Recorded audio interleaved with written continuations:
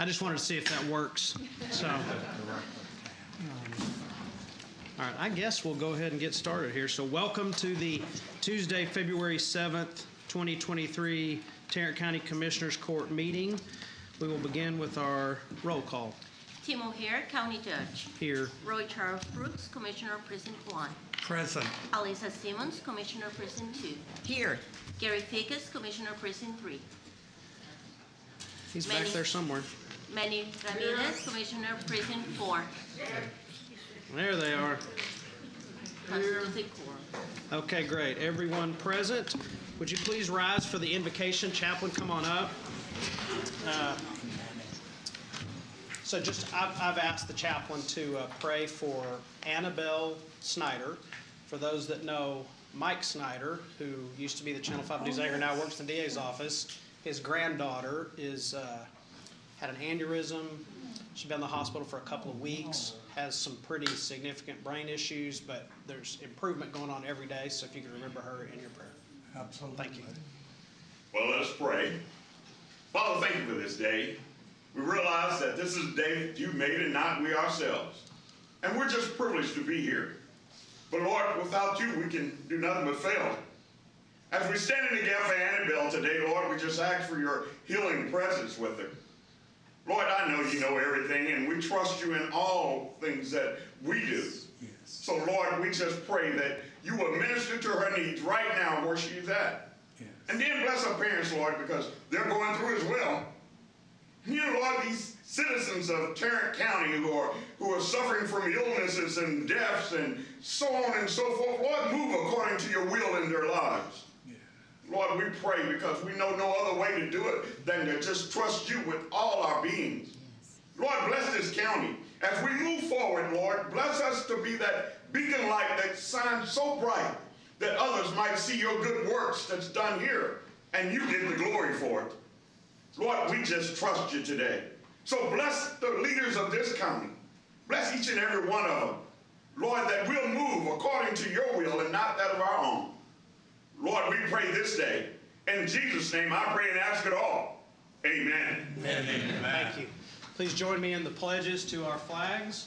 First, the United States flag. I pledge allegiance to the flag of the United States of America and to the republic for which it stands, one nation, under God, indivisible, with liberty and justice for all. And now to the Texas flag. Honor the Texas flag. I pledge allegiance to thee, Texas, one state, under God, one and indivisible. Thank you. You may be seated. All right, agenda announcements. GK. Thank you, Your Honor. Members of the court.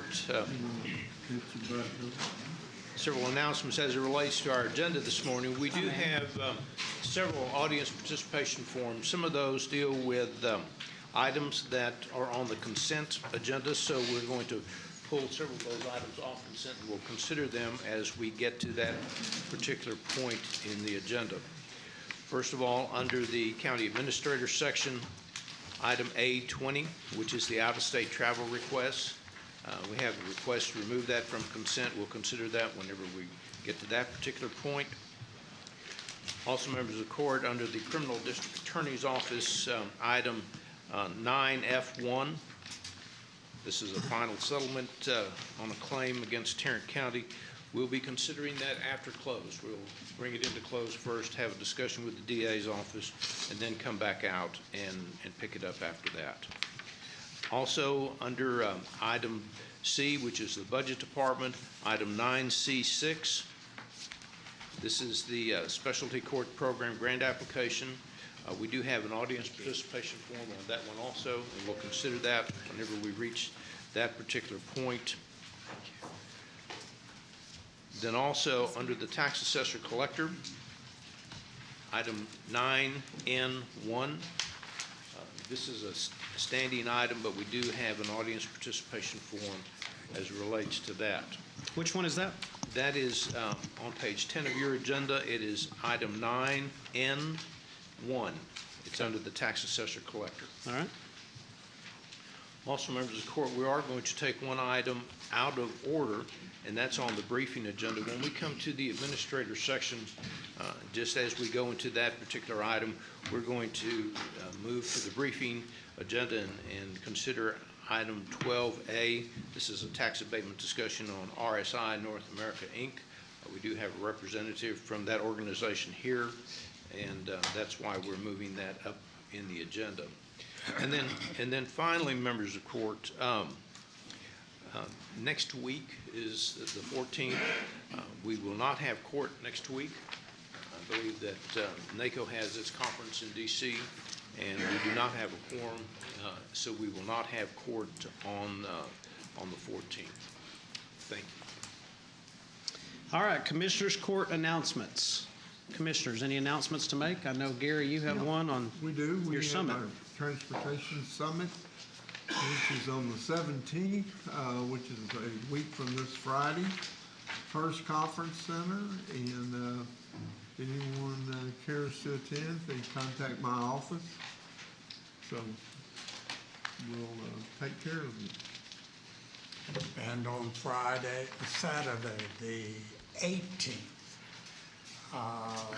the 9th annual Healthy Lives Matter Prostate Cancer Education and Screening event will be from 9 till, I believe it's 2 o'clock at the Moncrief Cancer Care Center, 400 West Rosedale.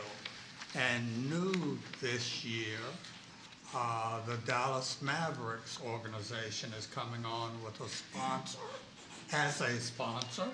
So they will be providing the Mavs dancers and a former Mavs player to sign autographs, and a good time should be had by all. This is a free screening event for all men who want to come and know their prostate cancer status. Free. The 18th of February, Moncrief Cancer Care Center, 400 West Rosedale, 9th annual. Thank you, Commissioner Brooks. Anything?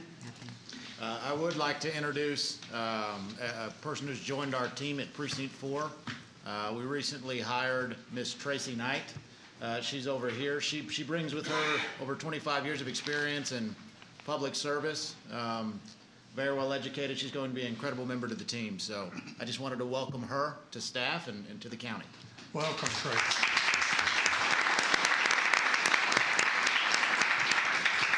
Is our tax assessor in the room? Is Wendy here? So in case you missed it, in case you're interested, based on the freeze last week, as you all know, a lot of the tax assessor's offices were shut down on Tuesday the 31st and then not open at all on Wednesday the 1st. So Tarrant County has made all tax payments that were paid through 11:59 p.m. on Friday, February 3rd, as waived the penalties for those, whether you showed up late because of ice or not, but those have been waived, and so that will be taken care of internally by the tax assessor's office.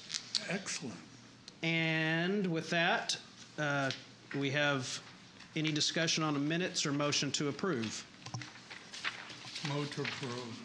All right, I have a motion to approve the minutes as Second. presented. We have a second. Any discussion? Please cast your vote. All right, passes unanimously. Next up on the agenda, my favorite part of the agenda, is the employee recognition.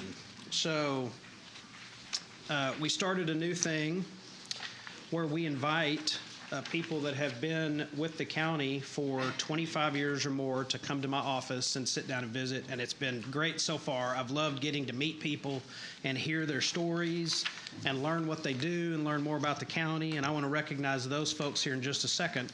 Before we do that, and I say this to everyone that comes in the office, that loyalty to an organization, to a company in this day and age is fairly uncommon, certainly at the level I see here in Tarrant County. So that's a testament to the way employees have been treated here for many years. And we are thankful for you on behalf of the public. Thank you for serving this great county that we all call home. I'm going to read the names of the 5, 10, 15, and 20-year employees. We'll start with the 5-year ones. Janet Alonzo, Patrice Armstead, and if you are here, please feel free to stand. Seema Bagari, Christina Batista, Danielle Carlton, Kenneth Clarita, Jose Duenez Jr., Carmen Fox, Jose Fonseca, Hyder Garcia, William Gardner. Has that been 5 years? Donna Gidley Mitchell, Scott Higgins, Aaron Eisman, Margaret Jewett, Jimmy Lewis Jr., Dorinda Mejia, Kenton Murthy, Jose Ortiz, Clara Salvatierra, Nashate Scott, Vanessa Sepulveda, Robert Stone, and Lucero Villarreal. Thank you all very much. We appreciate you.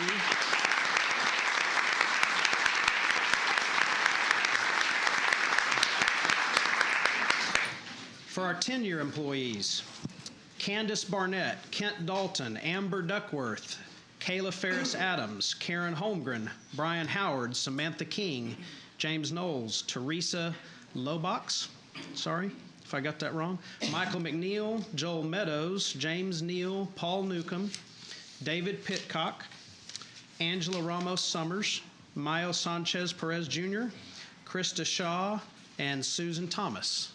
Thank all of you very much.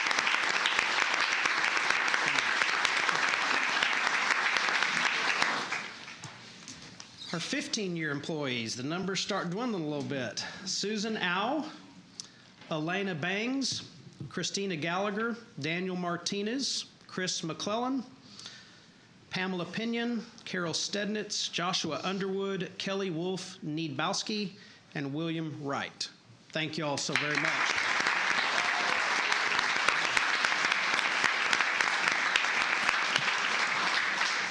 "15 years is remarkable. Thank you. Now for our 20 years. We have 1, 2, 3, 4, 5 20 years. 4 of them, I might add, are with the Sheriff's Office, 1 with the County Auditor. Mark DeGear. Hi, Mark. Millie Hanna. Julie Hillhouse. Paula Jennings. And Brian Therian. Are you our only 20-year here with us? Okay. Hi. Yeah, oh, here we go. Okay, thank you very much.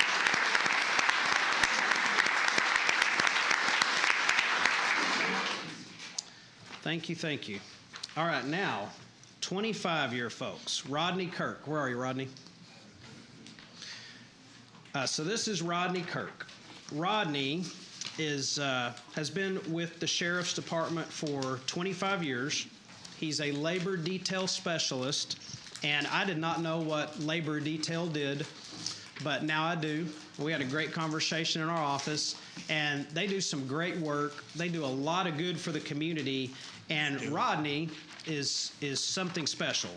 So he was born in Fort Worth, graduated from Fort Worth Dunbar, was a football and basketball player. We had a little talk about our high school glory days. And he regularly works the garden by the Cold Springs Jail. For those that don't know, which maybe everybody in the room knows, there's a garden by the Cold Springs Jail that all the food goes to the community food bank, and he works that regularly. He really believes in service, and he has a business on the side when he's not working for the Sheriff's Department. He does landscaping. He's done that for 15 years. So if you have any landscaping needs, see Rodney. I'm sure he does it outstanding. I thought this was pretty cool. He has a 2015 Z06 Corvette, and he goes to Corvette clubs, but what they do is they pass out food to the needy through that club. Does some great work there, and he loves to travel, loves the Caribbean, has 2 boys, 2 girls, and his favorite place to go is the Dominican Republic. So thank you very much, Rodney, for your service.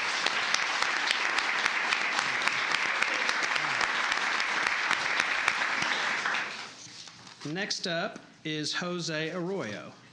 Jose, you here? There we go. How are you? Good to see you.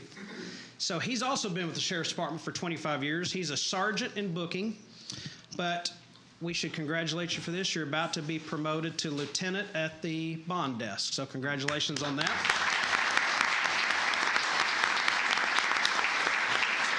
he has done a lot of jobs inside the sheriff's department. He's been a patrol deputy, housing supervisor, booking sergeant, as we mentioned, 2 kids, 3 grandkids, was born in Bakersfield, California, and is not a Buck Owens fan, so we may have to work on that.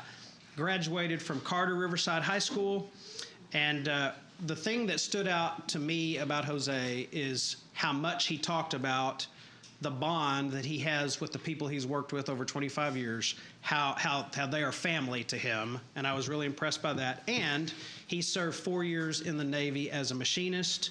So thank you very much, Jose, for your service. We are honored to have you with us.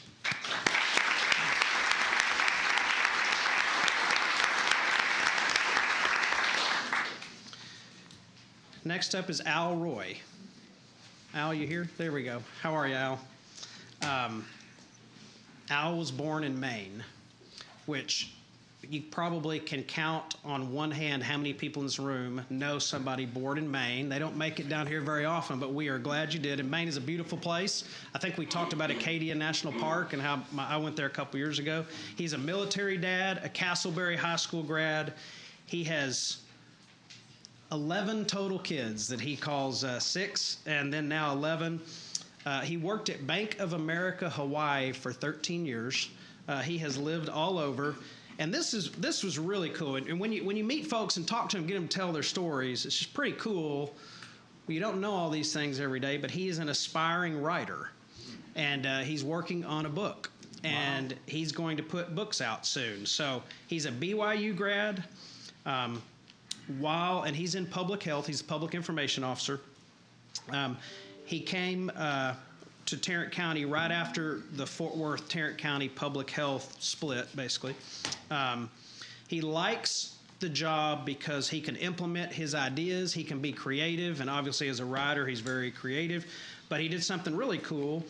He started a poster contest for elementary kids, and his favorite project that he's worked on was the Teen Video Fest. So thank you, Al, for 25 years of public health. We are indebted to you.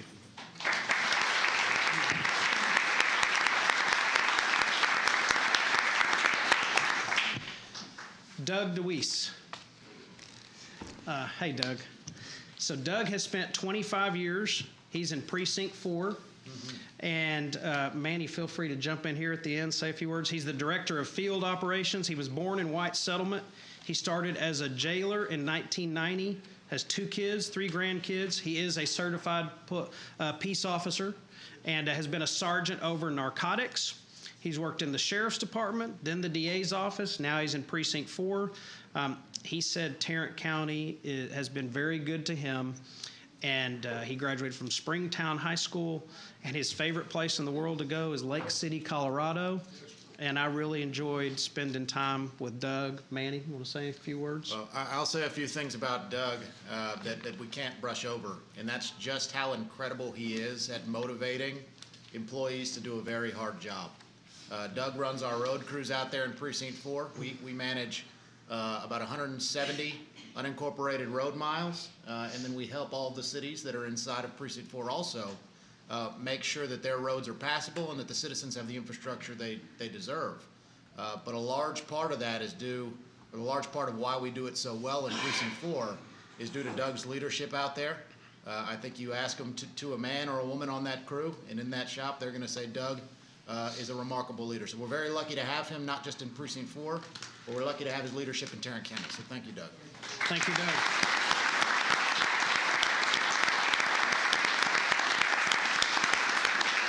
And I'm looking around. I don't think she's here. Is Kim Provost here? Okay, so Kim is not here. Kim is shy, and she doesn't like accolades. She's been here. She's a legal assistant for the Criminal District Attorney's Office. She's been here 35 years, and she was born in Fort Worth, graduated from Eastern Hills, so Fort Worth, born and bred. She got her associate's degree at Tarrant County College. She likes that the job is challenging, and she used the same words I hear frequently as it's like a family here. She's very proud of her husband, who works with the Euless Police Department as an Army veteran. She has 3 children, 1 grandson and 1 granddaughter on the way. And I'm sorry that she's not here today, but 35 years is remarkable, and I think we all owe her a very, very big round of applause. So.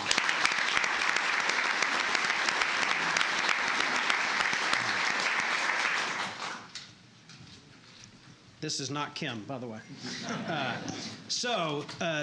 Thank you all very much. We appreciate your service, and there is now a reception for all of you behind us here. Where is it? Where is it? Is it in this room right here, or is it the big conference room? Big conference room. So you're welcome to stay and watch. If you're a glutton for punishment. If not, follow Tom Wilder, and thank you again.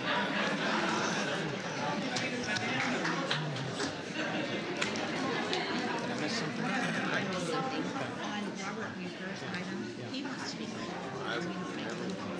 So I already called and told him that he just wants to make sure that you see that. And you have a copy of that. Okay. But I didn't want you to call his name and then him not be here. So just FYI. Right. Okay, next up we have on the agenda is the consent agenda. And GK, can you just make sure I'm clear on what is coming off of the consent agenda?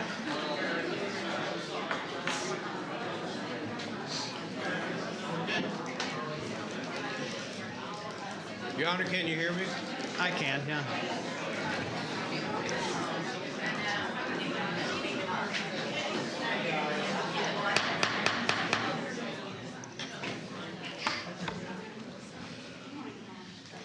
So those items that are coming off of the consent agenda under the administrator section will be A20. Under the budget department, item C6.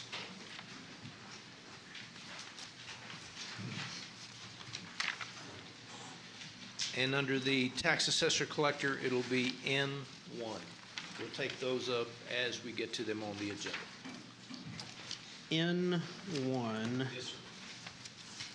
It's the only one under the tax office today. How am I missing N1? There it is, okay.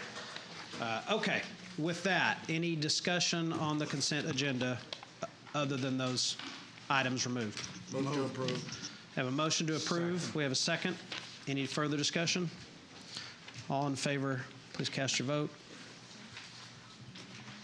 Votes are cast 5-0. The consent agenda passes unanimously. So, Your Honor, we're going to go ahead and, under the administrator section, we're going to move to the briefing section very quickly. And we are going to take A, which is a tax abatement for RSI North America. Ms. South is here to address the court at this time.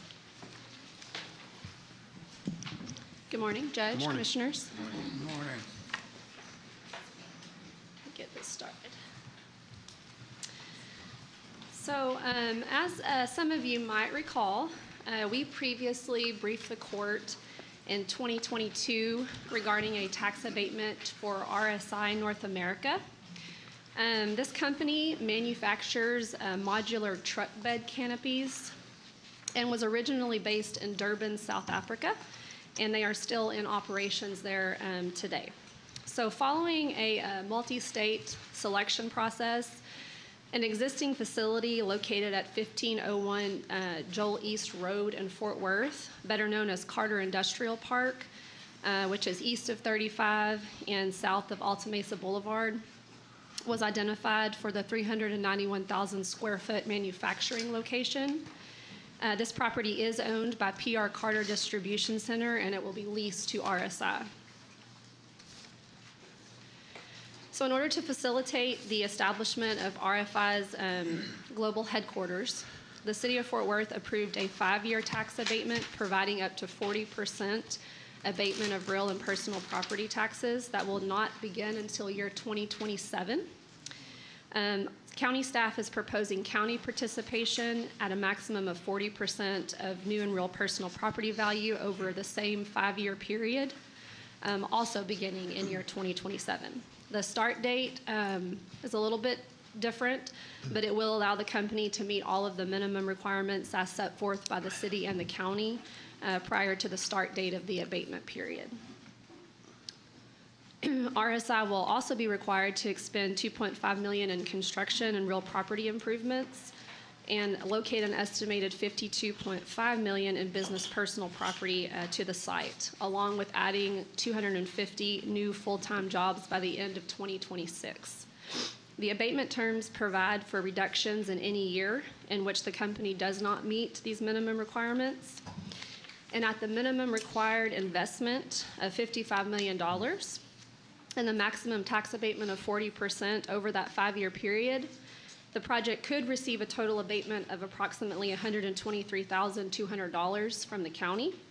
And over that same period, the county will receive an equal amount of tax revenues on the unabated portion of new improvements, as well as the current base value of the property.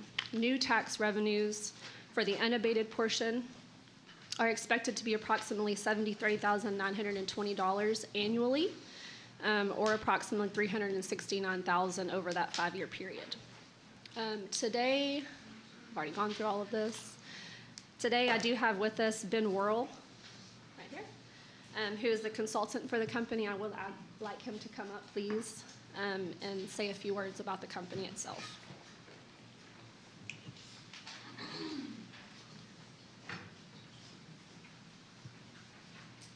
Good morning, Commissioners. Ben Worrell with McGuire Sponsel, based out of Indianapolis, Indiana, but working with the client here today in the Fort Worth area. So happy to answer any questions. And again, on behalf of the company, they actually have a trade show that they're attending in Denver this week. So that's why they were not able to attend today. They're actually getting ready to head on up to that. But they do send their thanks for your consideration of this property tax abatement. And again, happy to answer any questions for you. Okay, thank you for being here. Ms. South, just one question, make sure I'm clear. Yes, sir. No abatement is provided until they've met all of these fiscal Yes, sir. requirements. Yes, sir. So, and do you know what the current property taxes are, or business, personal property, property tax, whatever, are paid on the site now? I do not, but I will get you that information. All right. Okay. So we're not asking for approval of this abatement today. This is strictly just the briefing period for it. We do have to post that 30-day public notice before we can ask for approval of the agreement. So if you all are comfortable, I will move forward with posting the 30-day notice, and then we will bring that agreement back to you all for approval. I would just point out that we're gaining 250 new full-time jobs at an average salary of over $65,000. That's pretty good leverage on a $165,000 investment. I'll say my only point of contention is that it's not in precinct 4. We'll work on some in precinct 4. Precinct 1. We're open for business. Those 250 full-time jobs also do come with healthcare benefits and all of the other employee benefits that should come with them. Okay. Okay, thank you. Thank you. Thank you for being here. job.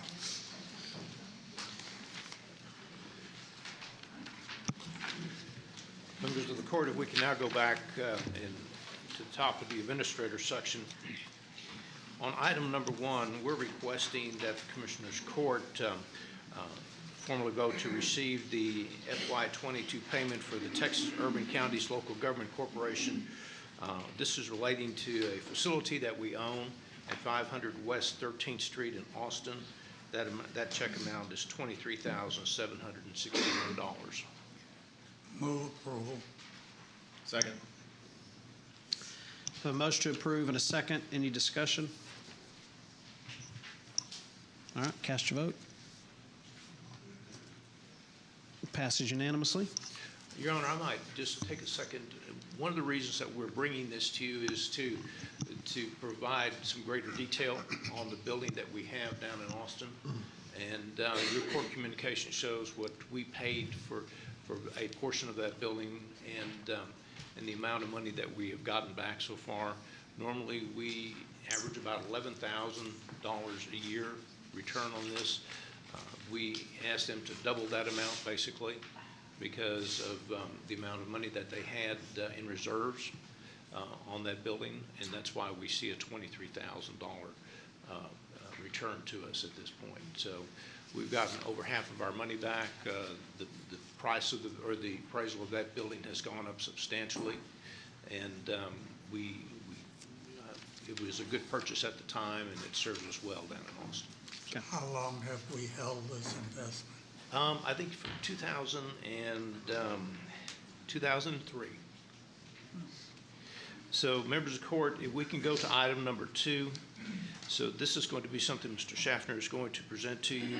Also, Your Honor, this is one that we have an audience participation form on. Okay.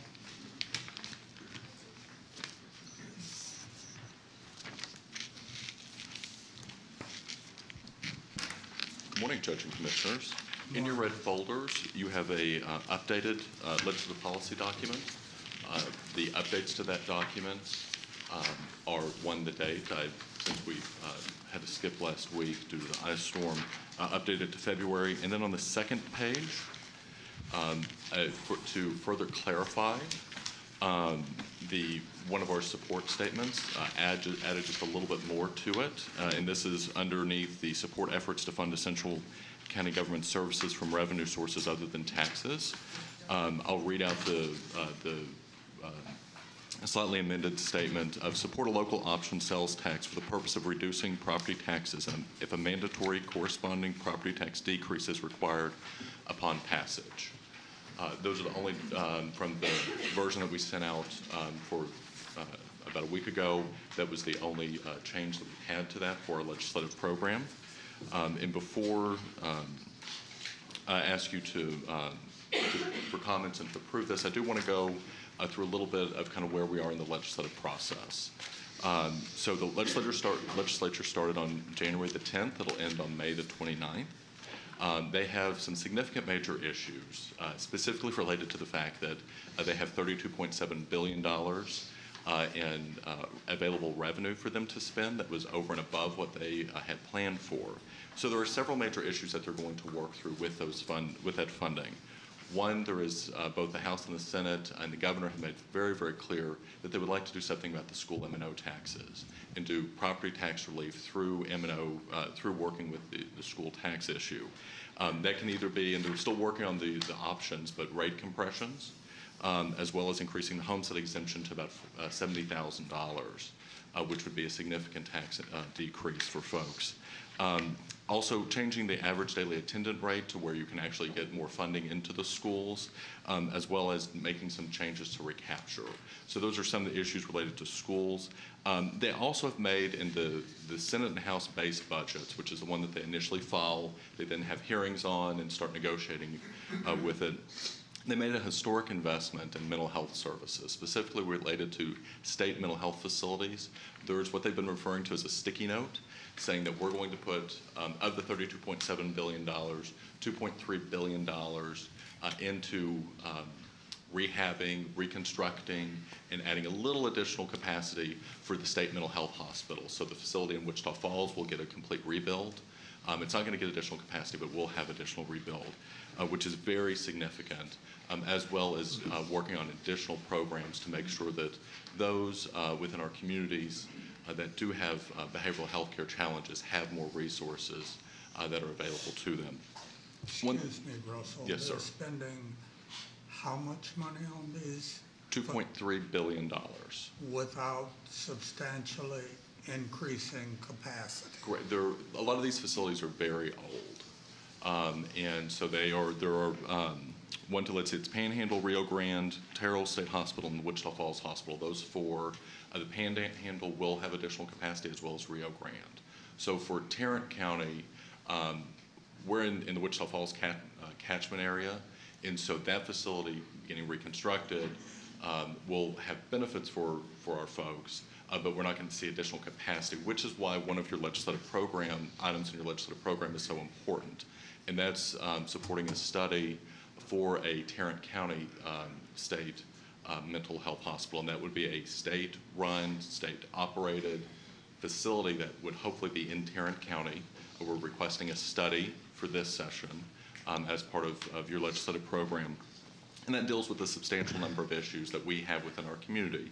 Today, there were 323 individuals in the county jail awaiting competency restoration.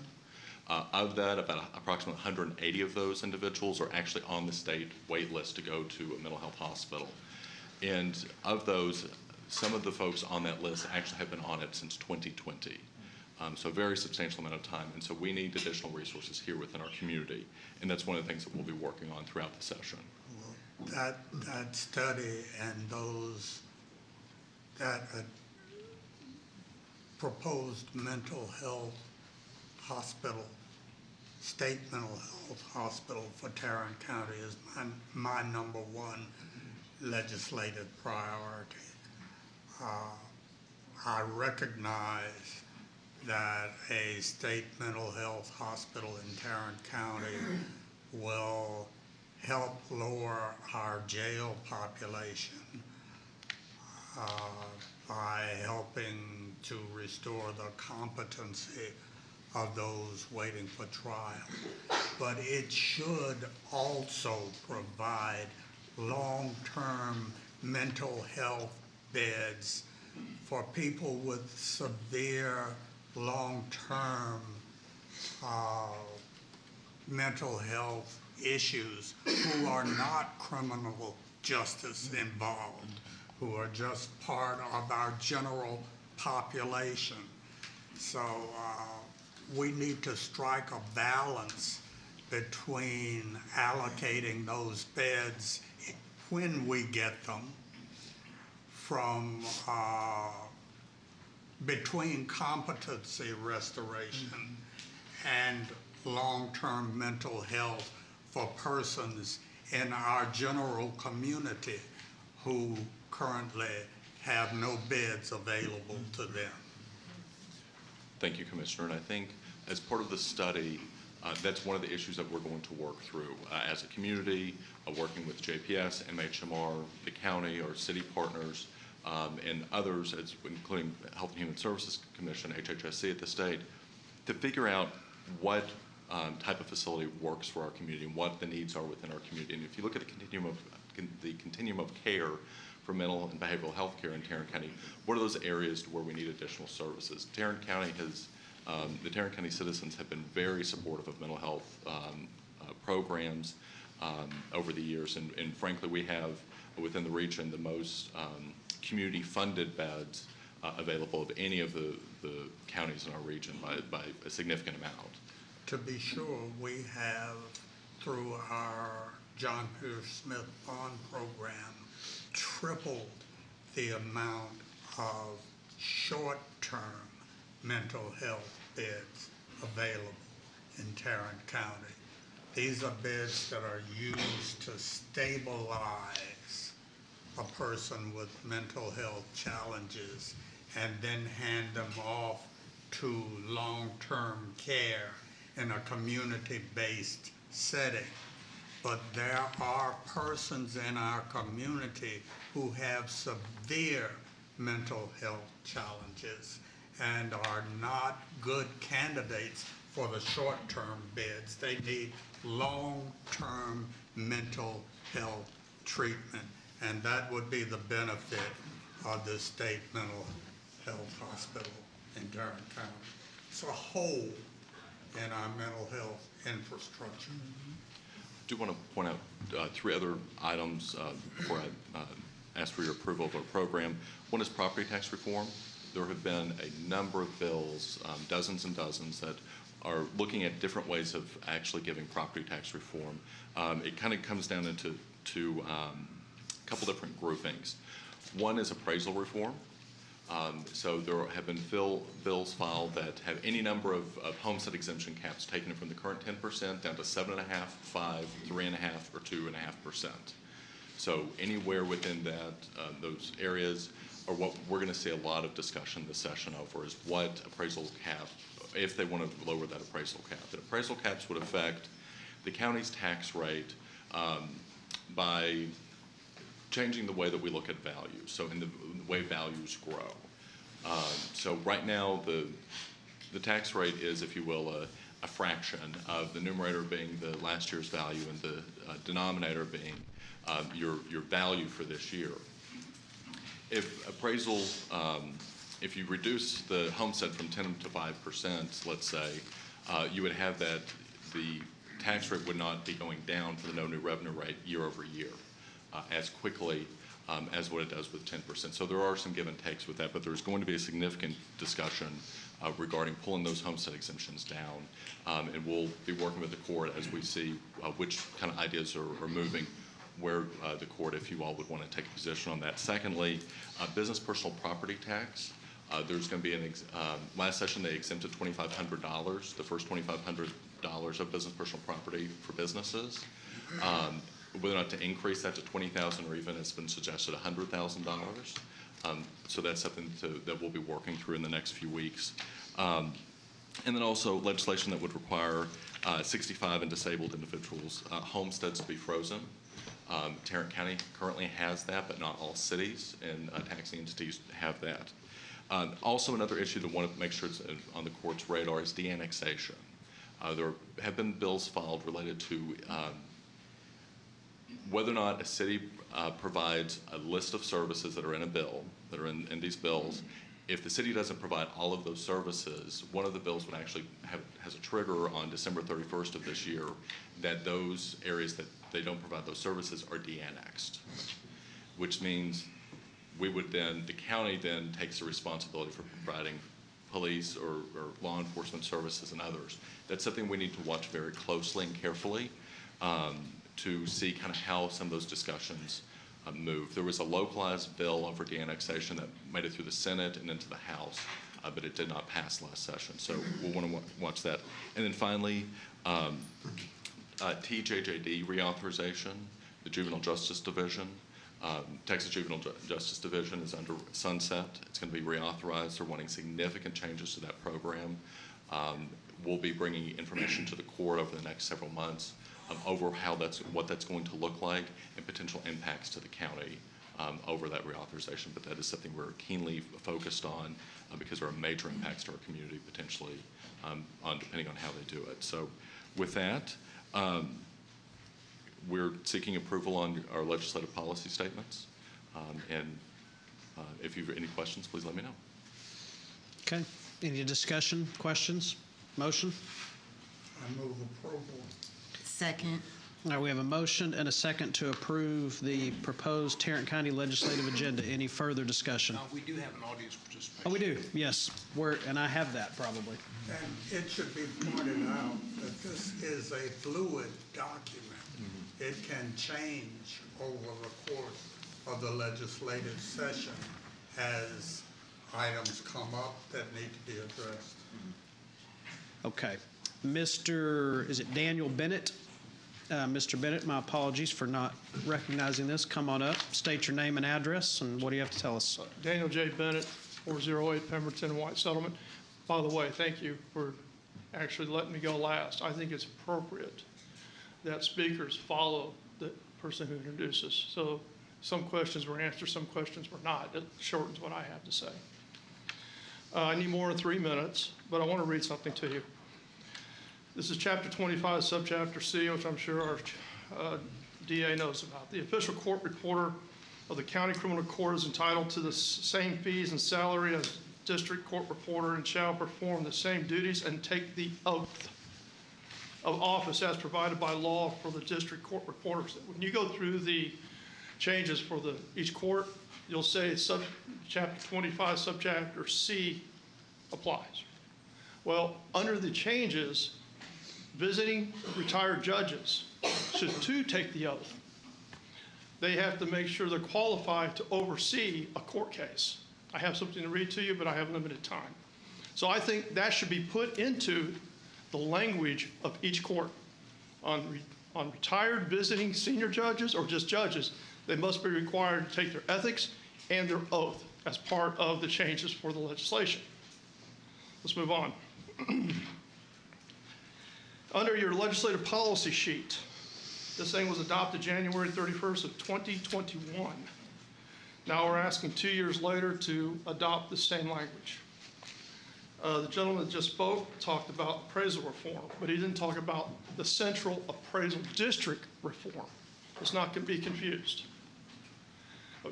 Changing the foundation of the way these central appraisal districts behave towards the taxpayer doesn't change the fact that it's going to be a 10% homestead exemption or whether someone's tax is going to get frozen. That's where it begins. And I need about a half an hour to explain this to you. First, I want to thank your congratulations for your victory, Judge O'Hara. I want to thank you for your victory, and Mr. Ramirez, thank you for your victory. I've been dealing with this issue probably for the last 6 years. And a gentleman named Chandler Crouch and I have been working together. I think you need to review these policies and change them before you adopt them.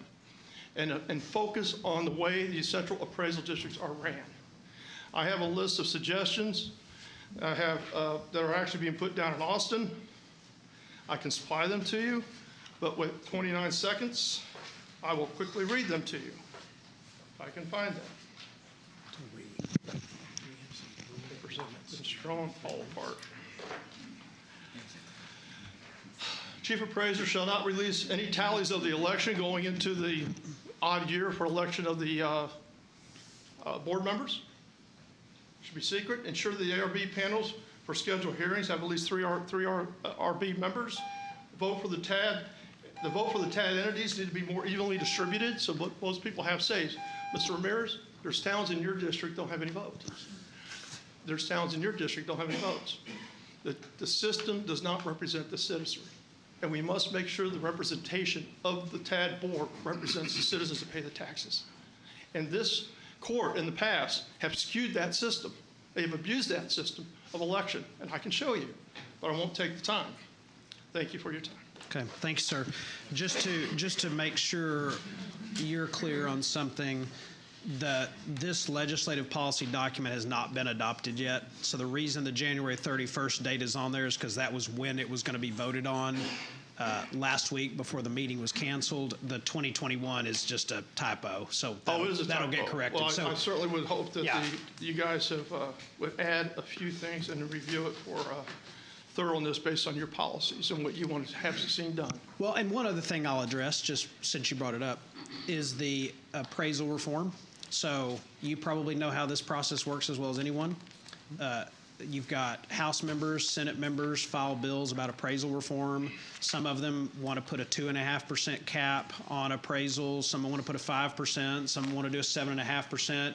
You know how it goes. So what we do is we direct him when he is testifying before the legislature and going to the committees. He knows where we stand on appraisal reform. I personally support a 2.5% cap on appraisals, amongst many other things. But you don't know which bill is going to make it out. So we pass this document. The 2.5 may go away, the 5 may go away, but there may be a 7.5 there that's being voted on, makes it out of calendars, that kind of thing. Well, we want that as opposed to none. So, and he has some flexibility to do that based on his individual discussions with us and knowing our policies and what we believe. May I just make one comment and I'll be done? Sure, yeah. My hope is that we don't conflate issues. The cap, the limitations, all that stuff is through a formula, okay? That's not what I'm talking about. I'm talking about the actual governance of the boards. Mm-hmm. And it has nothing to do with percentages. It has everything to do with the behavior of the chief appraiser and how he addresses the citizenry with dignity and respect and adhere to the code. I'll give you one example and I'll sit down. This goes to all the military people in this room. Back in 2019, 4166J-2 was passed. It says you put disabled, retired military, spouses of active military, and active duty people first in the ARB. TAD does not adhere to that. So why are we shirking the responsibility to honor our military by putting them last? Thank you. And when is it that we vote on, as a court, when do we vote on board members? Is that in September or October? November. It's going to be in the latter part of the year. It'll be it's in the fall. Probably in September. Yeah, I would encourage you to come back and weigh your voice then as well. And we will make that one correction that day. Yeah. Judge, before you go to a vote, the Criminal Courts Administration had sent over a packet that we distributed to the court for supporting some streamlining and efficiencies for their court systems, some cleanup language and whatnot. Wanted to see if the court wanted to include that in the policy statement. Support legislation that creates efficiencies for the Tarrant County District Courts, giving preference to criminal cases, Tarrant County Criminal District Courts, and Tarrant County Criminal Courts at Law. Yeah, I would want, before we voted on that here on this rush moment, I would want to take a look at that and do some research and analysis, so I would not want to include that now. Understood, yes, Okay. sir. Yeah. Okay, we have a motion and a second. We have any other discussion on the Tarrant County Legislative agenda? All right, seeing none, cast your votes. All right, the legislative agenda is passed unanimously, and as Commissioner Brooks said, there may be updates to this along the way, and we trust Russell to bring it back to us, and we all have the ability to go to him and say we want to add something or take something away. All right, next up on the agenda, if I am following this correctly, is the approval of out-of-state travel requests. Is that the next one? That's correct, Your Honor. Okay. So we are asking the Commissioners Court to approve the following out-of-state travel requests. There's one request from Information Technology to attend the Gartner Data and Analytics Summit, which is held in Orlando, Florida. And also there is one request from Public Health for 2 individuals, and this is to attend the Social Media Marketing World 2023 conference in San Diego, California. So if you take a look, start with the members of the court. If you'll start with the out-of-state travel request to Orlando, Florida. Is it IT or social? This is information technology. Yeah. Gartner Data and Analytics Summit. If you take a look at the hotel, and if I'm reading this form correctly, it's a 3-night stay. If you take a look at the hotel for one person, maybe there's a spouse coming, I don't know, which I wouldn't have a problem with. I already did the math. It's on that. $571 a night. Yeah. I think that's insane. And we have to put something in place to stop that kind of spending on hotels. These are taxpayer dollars. We should not be sending anyone anywhere for $571 a night. So I will also point out on that same out-of-state travel request, the registration fee is $3,650 for what appears to be perhaps a 2.5-day conference. So I don't know if there is something special about Gartner Data and Analytics that we can't get from a different location or a different conference, but $3,650 seems exorbitant. Okay, that's that one. Now, go to the other one. Go to the other one.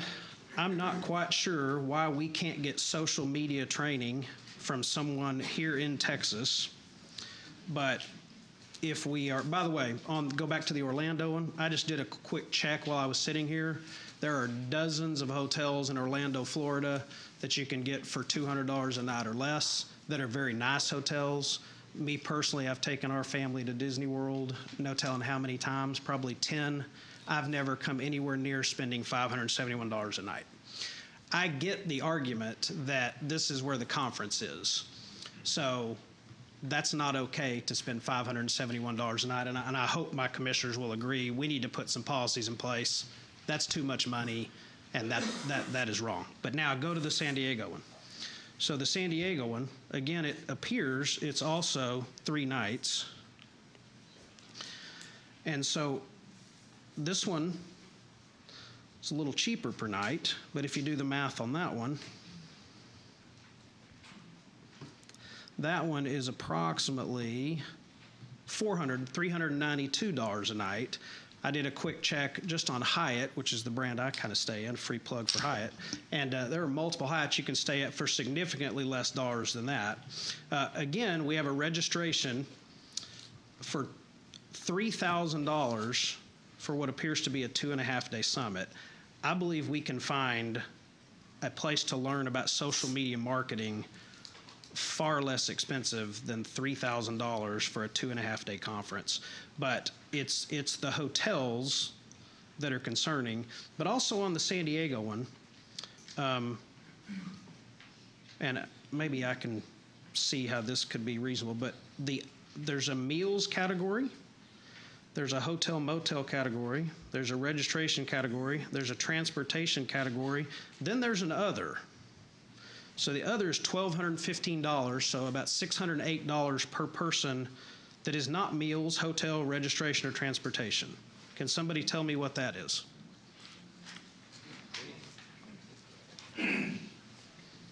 We've asked both the CIO and also the Director of Public Health to come forward and speak on these.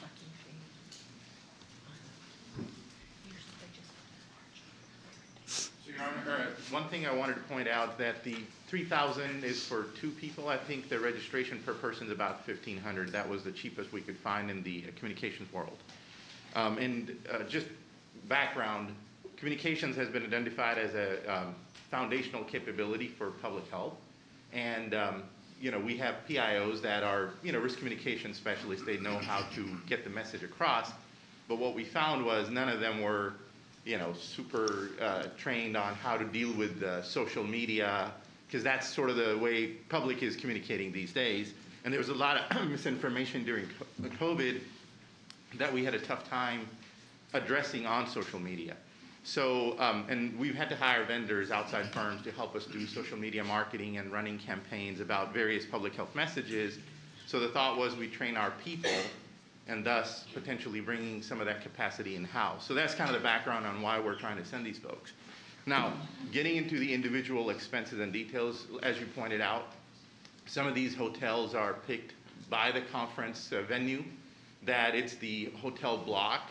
That way you're there, because a lot of these conferences. I understand that. What's yes, the $1,215 for 2 people? Yes, sir. So the $600 that you're saying under other expenses, so I think that's a block that we hold for unknown expenses, like if they have to Uber somewhere or those type of things. And a lot of those are reimbursed by receipt only.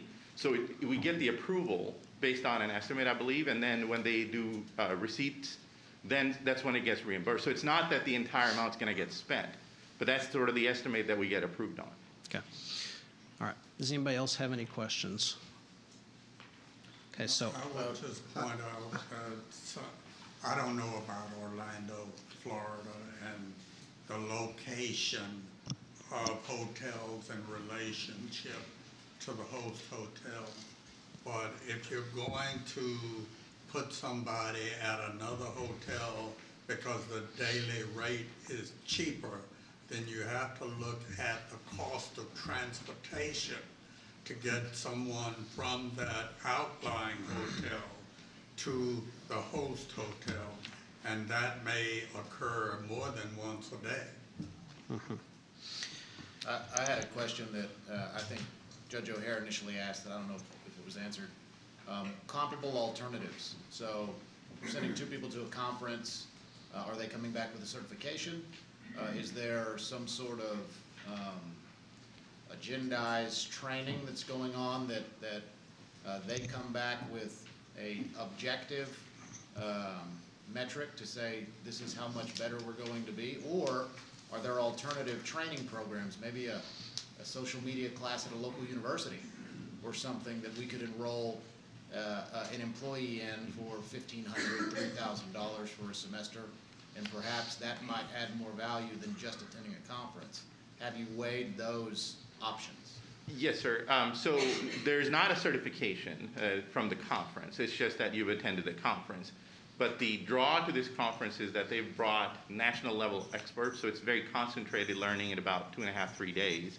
So they've brought experts from all over that are industry leaders. One of the speakers that I looked at the agenda on is that Miss Excel that's been really popular, over on social media. She teaches people how to learn Excel and do those things. But the presentation at the conference is going to be how she used social media to leverage and got all this audience, millions of people trying to learn from her. So those are the type of things. They bring national level experts, which is hard to find locally at a college, and a lot of times those courses aren't really available. And then it's the concentrated 3 days, you're done.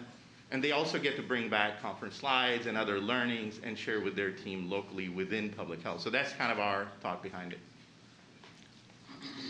So I support continuing education.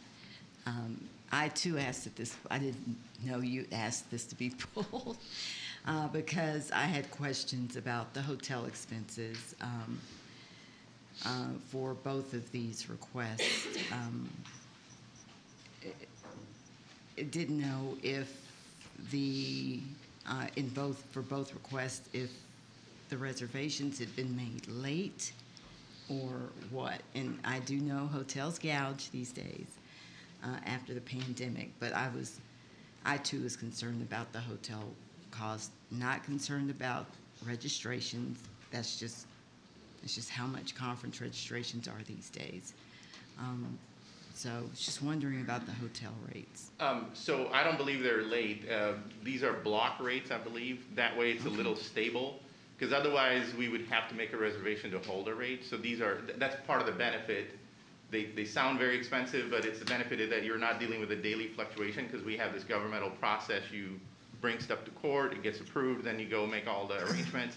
So it allows that little bit of stability in the pricing on what we're trying to get approved on. So these are conference block rates. Interesting. Vinny, I kind of always tried to support everything you and your department have done, but I personally would cancel this, go back. If it you've done without these for a while, ever, you know? I think I would cancel this, have a person that's knowledgeable somewhat, find you something either closer, local, you know. We live in a 7 to 8 million population area. I can't believe that some of this is never taught here, and maybe it isn't, but there may be a way.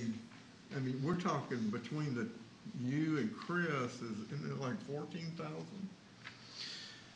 You mean the two different things? Yeah, and Chris, I'm talking to you too.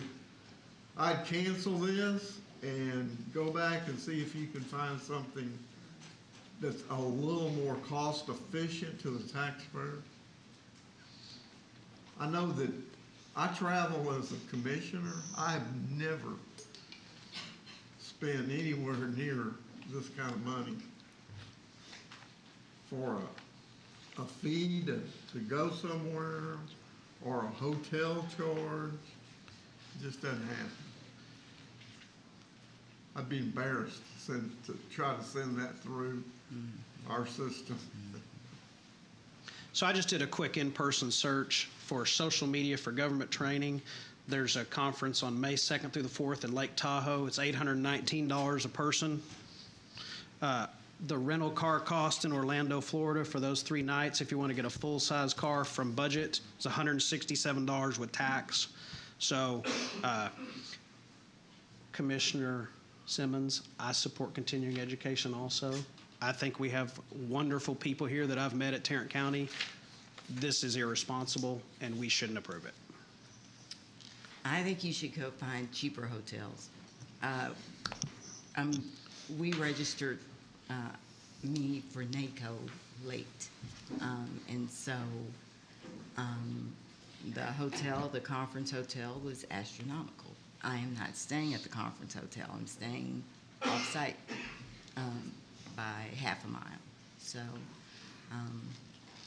I support it, but not at these numbers for the hotel. All right, with that. Sure. I'm not going to defend, that we spend money when we travel and we go to conferences, but I would ask the court to set those guidelines up. It really needs to come to you, because we had a discussion, and I am not aware when things are booked and when I go to my conferences that I have to do for continuous education. I'm just not aware of the pricing. It's not anything that you as a court have put on our radar to give me those guidelines. We will absolutely, I think all my colleagues would follow that, but saying just go find cheaper hotels, I really would feel better if you put those bumpers in for us, so when my executive assistant looks and just say, here's the threshold, try and find the threshold under here and give us a better guidance rather than having us come up as elected officials trying to defend and then you say, you're not going. I would feel better if y'all would give us a little more guidelines. I appreciate it. Thank you. GK, do you have something else on this? No. Okay. No, Your Honor. We're not going to take a vote. We'll just table this then. Or if you want to vote, whatever the court would like to do at this point. So I would vote that we deny these travel requests. So I will make a motion that we deny these requests, both requests as presented. Second. All right. Any further discussion? All right, so that passes 3-2. Okay. Thank you. No, Vote. I'm sorry, it passes 4-1? No, It was 3-2. it was 3-2. 3-2, okay. All right, so, but on a related note, I think that's a good idea, and if that, we want to schedule that for an upcoming Commissioners Court meeting to have a discussion about what parameters we want to put on it, I think that's a good idea. Very good. Okay. Okay, next up on the agenda. I believe is the auditor. Item 1, approval of release of depository collateral. Yes, we have 2 of those. And just to make sure that I explain, because tax payments are due January 31st, there's always a huge influx in December and January of money that comes into the county because we collect for other entities. That money then is out dispersed. It's not all the county money, and as that money's dispersed, we need to release the collateral. And we actually have 2 items because of the courts not able to meet last week. So the first item is that release of the $10,208,000 and a substitution of the $10,209,000. So I would ask that you approve that item, please. Move approval. Second. All right, we have a motion and a second to approve the release of depository collateral. Any discussion? All right, passes unanimously. And the B2. next item is the larger amount. So we're asking that you release $367,244,000 and have a substitution of only $18,001,000 as requested and outlined in your court communique. All right, I'll move approval. Do we have a second? Second. Second from Commissioner Brooks. Any discussion? All right, cast your vote. All right, that passes unanimously. Our next item, we're asking the court to receive and file the auditor's review of the financial and the system controls related to the Fire Marshal's office. You have the report and you have the Fire Marshal's response attached. Move for approval. Second. All right, we have a motion and a second. Any discussion? Cast your vote. Passes unanimously. And our last item, we're asking that you receive and file the auditor's report related to the Sheriff's Office fiscal year 2022, Chapter 59, asset forfeited funds reported by a law enforcement agency. And again, you have the report, including the report submitted to the state and the Sheriff's Department's response. Move approval. Motion to approve. Do we have a second? Second. Second. Any discussion? All right, cast your vote. All right, that passes unanimously. Thank you, Renee. Next up, we have budget. Helen. Good morning. I'd like to take this opportunity to introduce 2 new employees to our office. One is Robert Cohn, the Assistant Director of Budget and Risk Management, and Robert will be presenting this item. The other is Ty Guy. He recently came to our office, and he will be working on grants. So Candace Boutte, who was recently in our office, did grants, and so Ty is taking on that responsibility. So Ty, would you please stand up?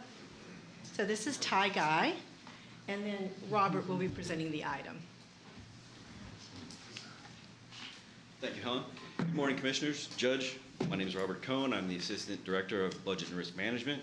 The item before you is approval to submit the fiscal year 2024 State Criminal Justice Planning Grants Fund application and resolution. This is a request to apply for a grant from the Office of the Governor in the amount of $496,567.92 for 4 positions to establish a human trafficking unit in the Criminal District Attorney's Office. Mr. Cohn, I got a question. Is the grant simply to establish, or does it fund,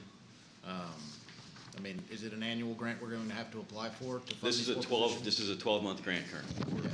And at the end of 12 months, we're going to have to fund those 4 positions out of the general fund?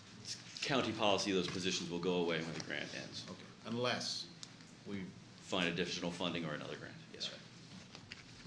Okay. Move approval. We have a motion to approve. Second. We have a second. Any further discussion? All right, please cast your vote. All right, passes unanimously. Thank you. Next up on the agenda. Your Honor, remember, Yeah. we did pull one item off of consent. It's item number 6. Okay. Under budget because we have. Because we have someone signed up to speak. Well, let me find that one.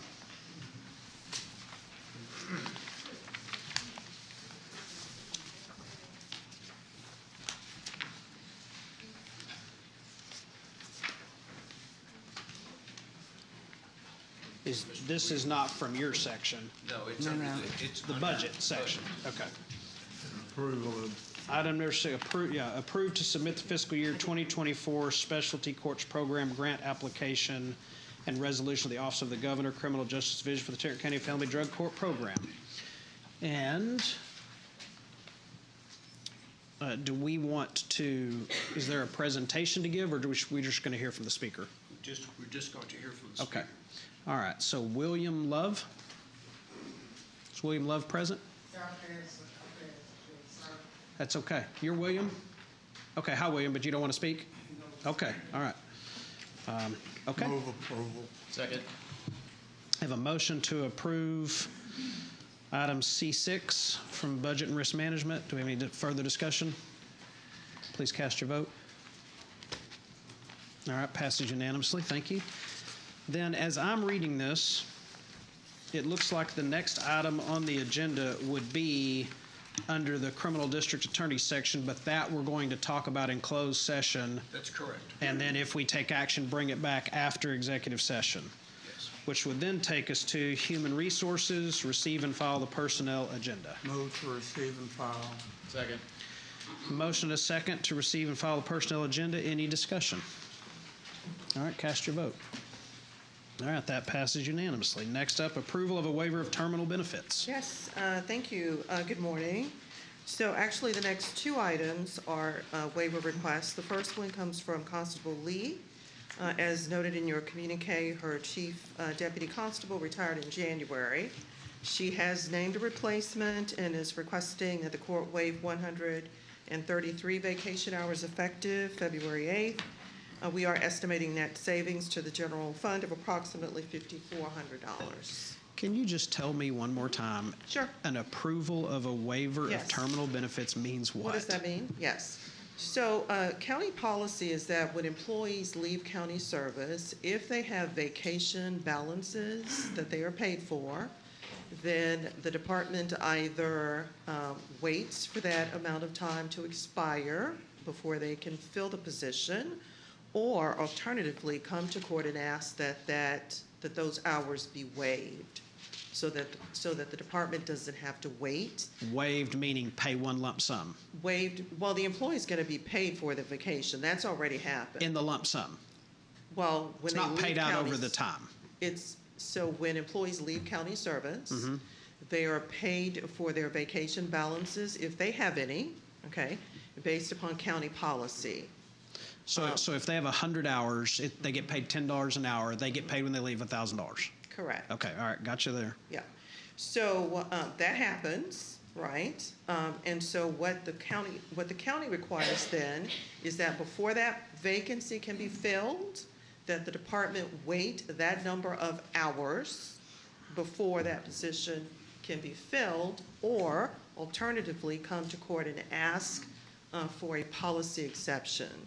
And that is what Constable Lee is doing. And that's item 2. Item 3. That is item 2. Item 3. Is the same thing, but Same there's. concept. Okay. This is Judge Salvant. Okay. His court reporter retired this past Friday, and she received payment for 278 vacation hours. Judge Salvant is requesting that the court waive 262 vacation hours. That will cost the general fund approximately $21,000. And under item 2, is the reason that there's a savings is because the new person hired makes less. Than, correct. In number 3, the new Court person is not reporters are all hired? paid the same. Gotcha. All right, now I understand it. Okay. I move approval of both those items. Okay, we have a motion to approve items 2 and 3, waiver of terminal benefits under Human Resources. Do we have any discussion? Oh, we need a second? Second. Second. Any discussion? Okay, cast your vote. Passes unanimously. Thank you. Thank you. Then next up on the agenda I believe we now go to purchasing, RFP number 2023-036. Good morning. Good morning. We have 4 items for your consideration. The first item is an award recommendation for RFP 2023-036, aerial application of pesticides for mosquito control for public health. The recommendation is to award to Clark Environmental Mosquito Management for contract terms. Move approval. Second. We have a motion and a second. Any discussion? Cast your vote. Passage unanimously. The second item is an award recommendation for bid number 2023-049, purchase of tactical armored vehicle for the Sheriff's Office. The recommendation is to award Lenco Industries, Inc. in the amount of $345,254.32. Move for approval. Second. Okay. Do we have any questions about this? I do. Okay. We have people that. Yeah, we'll get there. Hang on. Yeah, we'll get there. I'll call you in a minute. So, would this be our first time purchasing this type of tactical vehicle? I believe so, yes. So the county hasn't had one before? This is the first one, correct? Yes. Okay. And so, I imagine there are costs with training folks on how to use it, maintenance, storage, all of that. Has that been taken into account by the department? I'm sure, I don't know if you can answer. I will let them address that. While he's coming, this is a fight that I lost in the budget process. I was opposed to it then. I'm opposed to it now. I don't believe in the militarization of our public safety offices and departments, and I'm not going to vote for this. Good morning, Judge and Commissioners. I believe the question was about continued maintenance costs and different things? Maintenance, training. Okay. Yeah, the vendor provides training for the drivers and the equipment as well. And there's also a warranty that covers a lot of the service things. And after that warranty, it would go back to them for general maintenance and service. But it's just like any other vehicle. It's got like a 5-year, $50,000 on the drivetrain and different things like that. So that would be covered in the original purchase as with the training. And so you don't pay extra for training? No. Okay. How many incidences or calls in the past 2 years has the Sheriff's Department had that required this type of tactical unit? Okay. I don't know the stats for the last 2 years, but in the last year, we've probably had about 17 or 18 events where we needed a vehicle. We borrow those from other agencies like Burleson or Fort Worth, and sometimes it takes them an hour and a half to respond. So it is a piece of equipment that we would use regularly. But it's 2020, what year is this? 2023? Yes. And you haven't had one heretofore. No. So my thought is you borrow one when you need it. 17 calls. I'm pretty astute, and I have a public safety background. I don't recall any of these because I pay attention, these incidences. But thank you. Thank you. Any other questions? Okay, we do have a couple of, thank you. We do have a couple of folks signed up to speak to this item. So Geraldine Cox.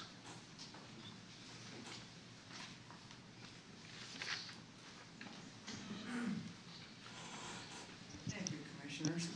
And I'm particularly appreciative of your sensitivity to budget matters. I think that in my house, a decision to spend money is a choice between priorities. And so I see here that the sheriff prefers to spend $345,000 on a tank, but we have many people in the jail waiting for mental health services, and we could spend that same money on buying counselors or drug treatment plans or services for persons in the jail, which might prove to be money savers. Because if you could buy local counseling services that would get people acceptable for trial, then you would be saving something like $85 a day on the cost per inmate of treatment. So if you consider a budget choice as a choice between spending money on treatment that might save you money because you would get somebody ready to be tried versus buying a tank, which I'm quite sure is a big gas expense, then maybe you need to start looking at, well, so why do we really need a tank? This armored personnel vehicle, you can see online, it's actually findable as a, what's it called, a Bearcat.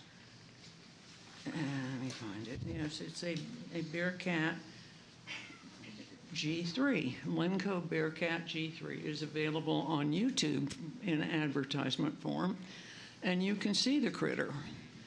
And it's big, and it has 4 little cameras at the top that look around in all directions, because you can't see where you're going when you drive it if you don't have, it's the, you know, the substitute for side mirrors and rear view mirrors are these little cameras, and it has a hatch. And when you open the hatch, if you wish, you can push a button that will make shields pop up, and your shooter can stand up and shoot at things and then duck down. But it's basically a little fort on wheels that you can drive up with your tactical command and control folk inside with their cameras. But somehow I think that for a long time, people have managed to negotiate situations they thought were dangerous as law enforcement officers without these little tanks. They're sort of fashionable in the law enforcement community now. You know, if you want the latest gizmo, instead of a big deal band transport for inmates, you get a tank. But do you really need a tank? Do you want one, sir? Mr. Ramirez, do you need a tank in your precinct? Mr. Fikes, do you need a tank in your precinct? Ms. Simmons, would you rather have a tank or some treatment for people in the jail? I mean, these are choices. And so I'm asking you to really fly-spec this one. The sheriff may have discretion over his budget, but you have some control over the spending. And I'd like a little careful look. Is this really the best expenditure of the money that you've collected on forfeitures? Is it best to buy a tank, or would it be better to buy some psychological counseling services at the jail, or some other ways of reducing costs of inmate retention, like figuring out another way to have another magistrate doing bonds, extend the hours when magistrates do bonds? There are lots of ways to reduce your jail population without buying a tank. And so I guess my real appeal here is become sensitive, please, to the sheriff's budget and the money we're spending on law enforcement at the jail, and try to make every dollar bring the best return for the county. And that would be, in my request for the day, that you not approve the tank yet, because if there's a better deal out there for that $384,000 or $345,000, I request that you take the better deal where you can find it. Okay. Thank you.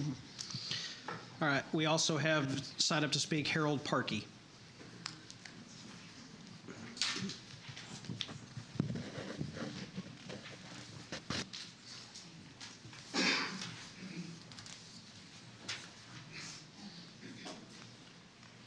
Is Harold Parkey present? Okay, apparently not. Sure.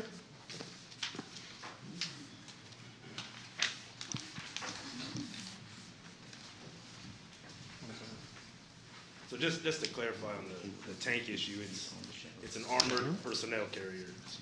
It's just for the safety of officers and really the public. We had an incident not too long ago where we responded to Indian Creek, and a disgruntled gentleman was firing upwards of 100 rounds, and officers were hiding behind cars and trees, and those rounds were flying at the public as well as officers. So it's not a tank on wheels. It's an armored vehicle that it's mobile safety for law enforcement and the public. Thank you. Yep, thank you. All right, any other questions or discussion from the court? I've got a few comments. First of all, I appreciate the folks that signed up to speak. I appreciate this item coming back up. As Commissioner Brooks referenced, this is an item that had been budgeted in the last cycle. The money had already been allocated from the sheriff's office in their budget. But secondarily, I don't care if it's a new item.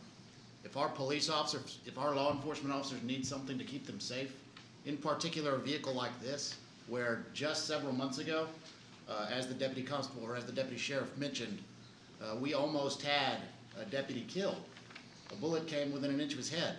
And had we had a vehicle like this, they wouldn't be hiding behind a Tahoe. They would have been hiding behind something that could keep them safe. To me, about budget prioritization, I will always prioritize public safety, but I will always prioritize the safety of our public safety officers, the ones that are putting their lives on the line every single day. If those men and women need a tool that's going to help them go home at night, and it's within our power to budget for it, and if it's going to help keep the public safe, I'm always going to support it. So when it comes to priorities, this is the priority. So I happily support this. Stand by the motion. Did you make a motion? I did. Okay. Did you make a second? All right. Any other discussion? Yes, I support it 100%. Please cast your votes. All right. So it passes 3-2. Thank you. Next item on the agenda is, I have the foggiest idea what the next item on the agenda Item number is. 3 on purchasing. I still have two more. Oh, you do? Yes. Yeah, on purchasing. The third item is an award recommendation for bid number 2023-051, purchase of custom cabinetry and equipment for transportation services. The recommendation is to award J&S Swink Enterprises, Inc. in the amount of $189,534. Move approval. Second. We have a motion to approve and a second. Any discussion? So, Yes. these cabinets, and this is transportation services, correct? Who I met Yes. with yesterday. These are replacement cabinets simply? Tell us about them, Randy.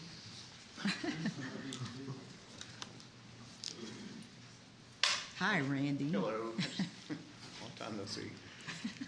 These are actually going to be new cabinets for some of the areas in our central garage that right now we have basically a lot of our equipment that's sitting on shelves that has not been replaced in a long time. These are improvements that have been needed for some time, quite frankly, and we're just wanting to be able to increase our efficiency out there. And looking at the communication again, we went out for bid on these, correct? Yeah.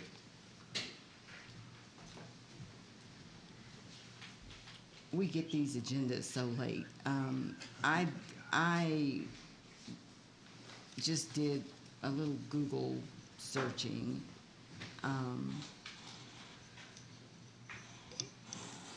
And I saw these less expensive than this.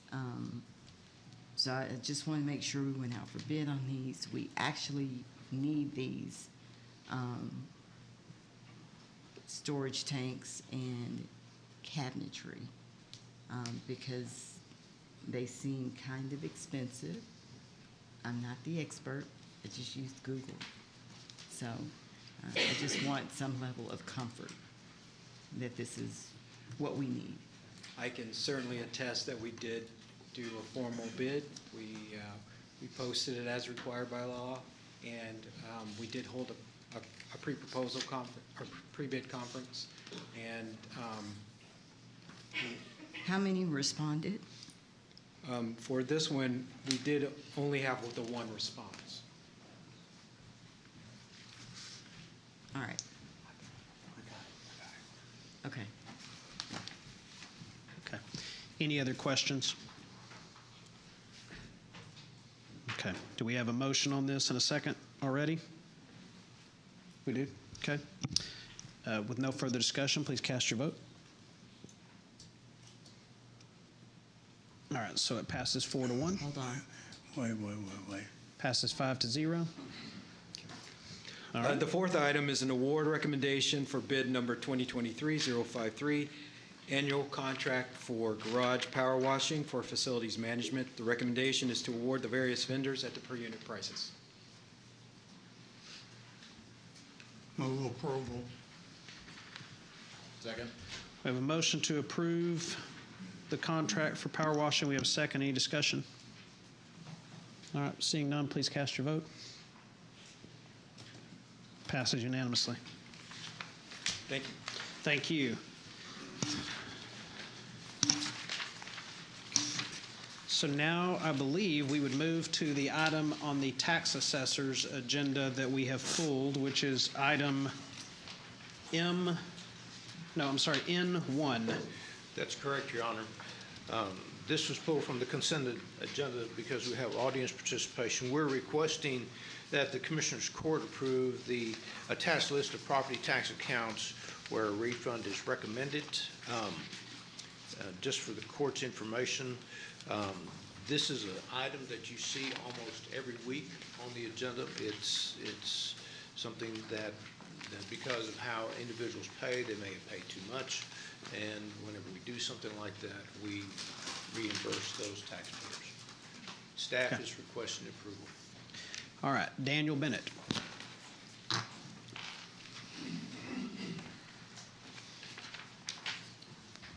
Judge O'Hare, Commissioners, Daniel Bennett, White Settlement, Texas. You answered my question basically at the beginning of the meeting when you said February 3rd and then penalties will be forgiven. I wonder, was it interest and penalties? Yes. Okay, 'cause I didn't know if you said interest.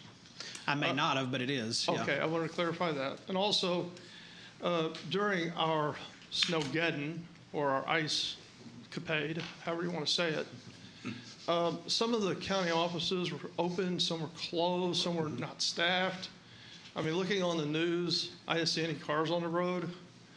And I know your decision to cancel the meeting, which was very astute for that Tuesday. And I was worried that perhaps these county offices were mandated to be open at the potential risk of our employees. So God bless the ones that showed up. I don't know if y'all were aware of that. And then I was concerned about the actual taxpayer fretting over the fact they possibly couldn't make it by the 31st. And I don't think that was well handled. Now, I know our tax assessor collector isn't here today, and I'm hoping that she could communicate to the court and to the public about how all them circumstances were handled, because I would like to know, because I paid my taxes a month ago. I don't want to have to fight bad weather. For those that had dual tax bills, I think some of them said the 31st of January, and some of them said February 1st. I don't know if you're all aware of that. I know the court addressed it. I don't know how Ms. Burgess addressed it. And we kind of got relieved by the fact there was an ice storm. Thank goodness for God, right? But I still think that having the county offices open on a day that put county employees potentially at risk needs to be thought out more thoroughly. And I would like to hear from the tax assessor collector on that matter. Thank you. Well, you're welcome to call her office and talk to her. They're people. She's not here today. May I? I see her at all the TAD board meetings, and she and I do not communicate. I'd like her to present to the court and to the public. What she has to tell me is really inconsequential. Thank you. All right, thank you. So I share some of his concern. And I think I brought it to your attention in a meeting. I saw that Dallas County, for example, offered grace to its taxpayers during the ICE-capade last week, and we did not.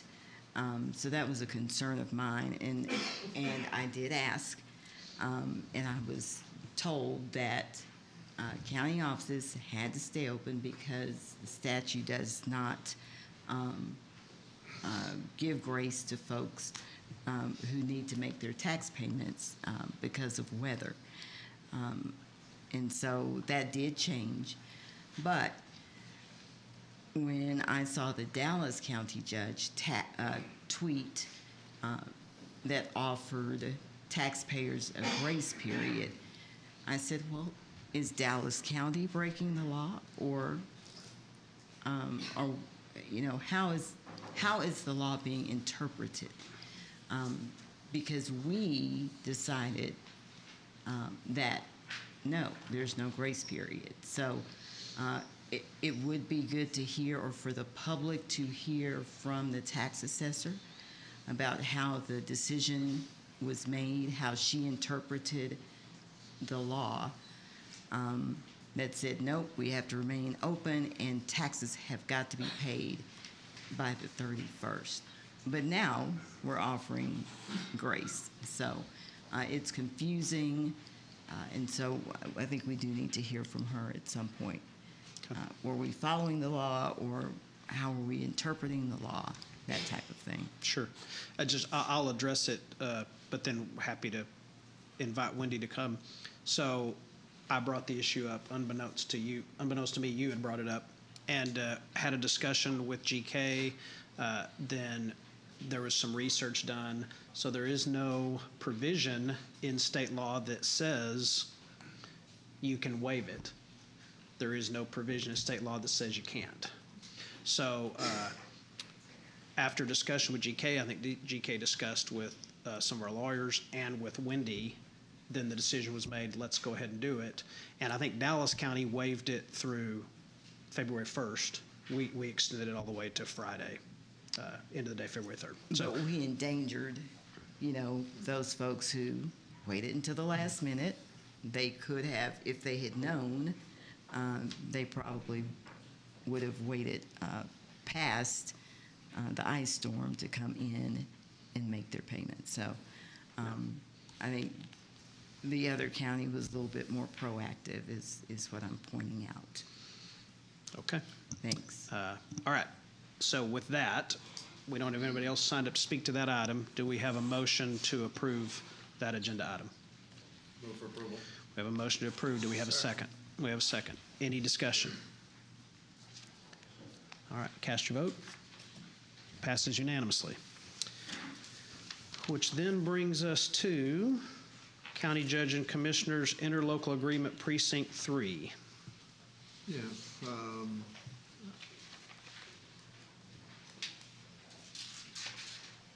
I'm going to P1A. But I will move approval of interlocal agreement with the City of Bedford. This is a resurfacing project on McLean Road. Second. From Cummings to Cheeksburger. Okay, we have a motion and a second. Any discussion? Cast your vote. Passes unanimously. Next up, 1B. I'll move to begin the interlocal agreement between Tarrant County and the City of Bedford to resurface McLean Road from Cummings Drive to Cheeksburger. Mine included A and B. Oh, we already did that. Okay, my mistake. That's okay. So just to clarify, your motion was to approve A and B. Right. Your second was to approve A and B. Yes. Yep. And we've all voted to approve A and B. Right. Okay. Next up, number 2, interlocal agreement, precinct 4. I move to approve interlocal agreement with the City of River Oaks, both items A and B on your agenda. Second. Okay, we have a motion and a second. Any discussion there? All right, please cast your vote. That also passes unanimously. Next up is appointments to various boards. I know that there's one here from Commissioner Fickus. I do. I want to appoint Catherine Rotter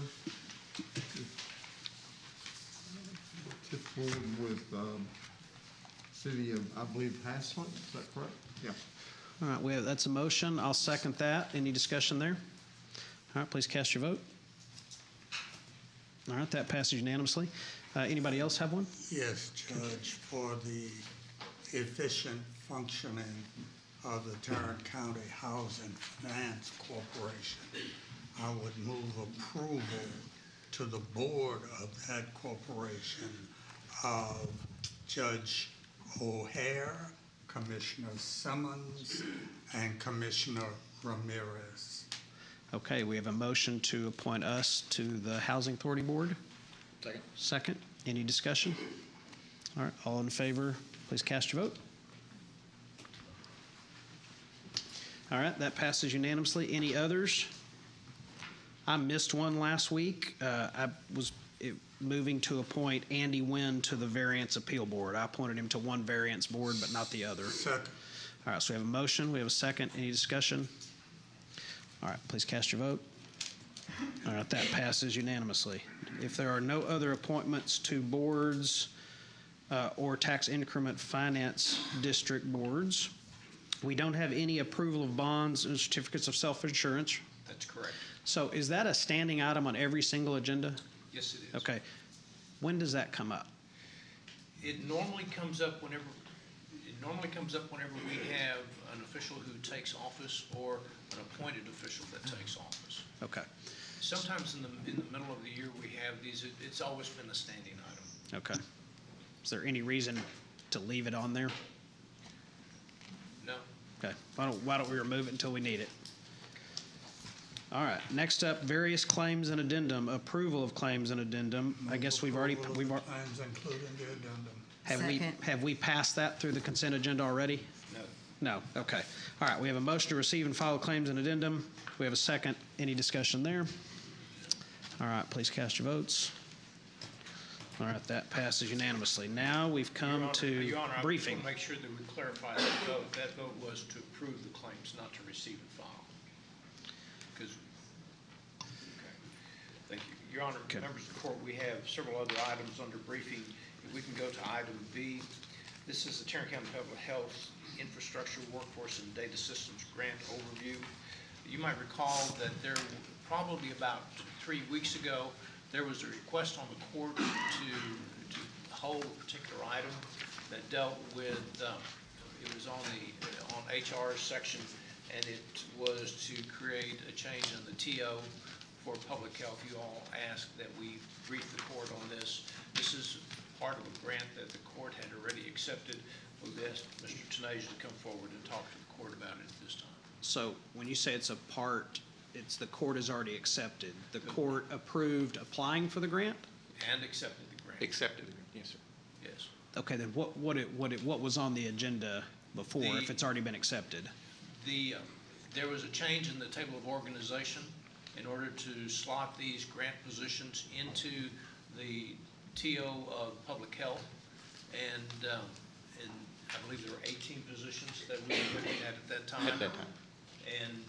And you all asked that we hold those until we were able to brief on this.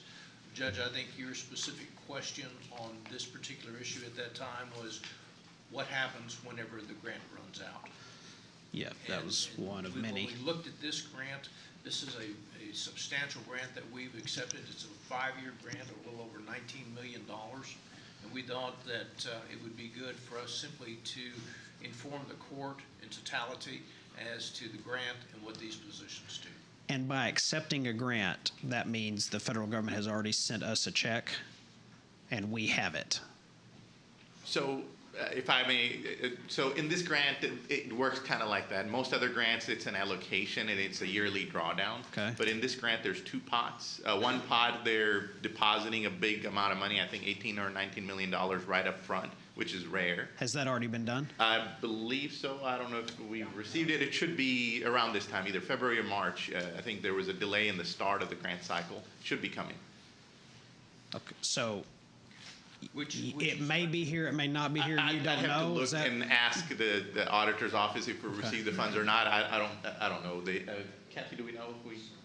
Usually, with the federal grants, there is an opportunity to go ahead and do the drawdown. Our auditor's office does prefer to do a reimbursement style.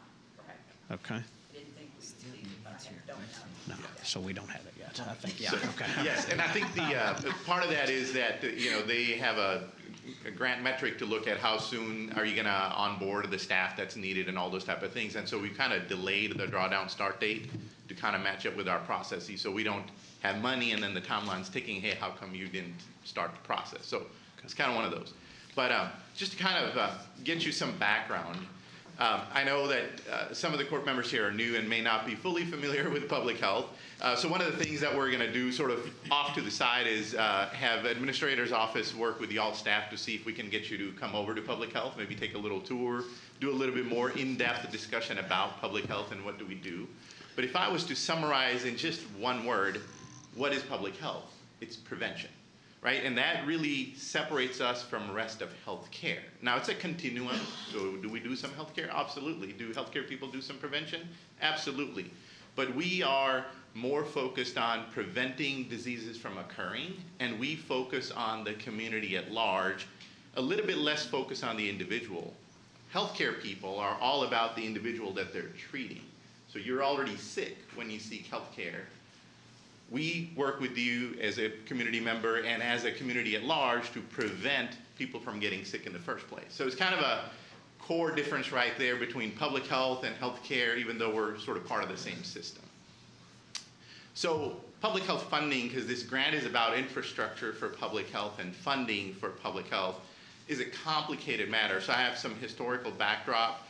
And by the way, this is not Vinny's opinion. These are national opinions from experts in public health over the decades. So on the last slide, there's references if you want to read about those research articles, books that have been published, opinion papers that have been written by national entities that are experts in public health. Public health funding is a very complicated and often braided funding. So what that means is we have multiple sources, federal, state, local. I looked at our particular budget, and we have 58 different sources of funding. About 53 of those are different grants that come with different requirements. So primarily, across the board in public health, there is mostly grant funding and some local support. And there's some nuances there also. In a lot of communities, local support may be general fund. In our community, local support comes from the hospital district, which is based off of their revenues. I had to clarify that one time. It is not all general fund. They base it off of their revenue, and general fund may make a tiny drop of that local support that they provide, but it's hospital district funding. And then there's consensus among national experts that public health has been chronically underfunded for several decades. And the grants that we receive are a lot of times episodic for a particular issue, and they're very inflexible because they have a very predetermined goal that they want you to achieve when they give you these grants. So some of the feedback I hear from a lot of people, Vinny, you get all these grants and you got all these people, and then you still come up and say, we can't do this, or I need money to do that. Why is that? And the reason is quite simply that they're very, very episodic for a particular purpose, and we cannot flex them to do other things. And so that's really a major problem for public health. The funding over the years has been crisis-driven. So I started my career after 9/11 in public health, and it was all crisis-driven. Okay, there's a public health preparedness grant, and then later we had, at that time we had a monkeypox outbreak, then we had H1N1 come, and it was very episodic for that thing. So when I started here, there was Ebola, Zika, now COVID, episodic funding, and then you go back to underfunding of public health because there was not really any sustained core funding coming from the federal government. It was very grant-driven. You have immunization grant, you must do immunizations. You have STD grant, you must do this. No flexibility. So over the years, there was a lot of discussion at the national level, how do we fix that?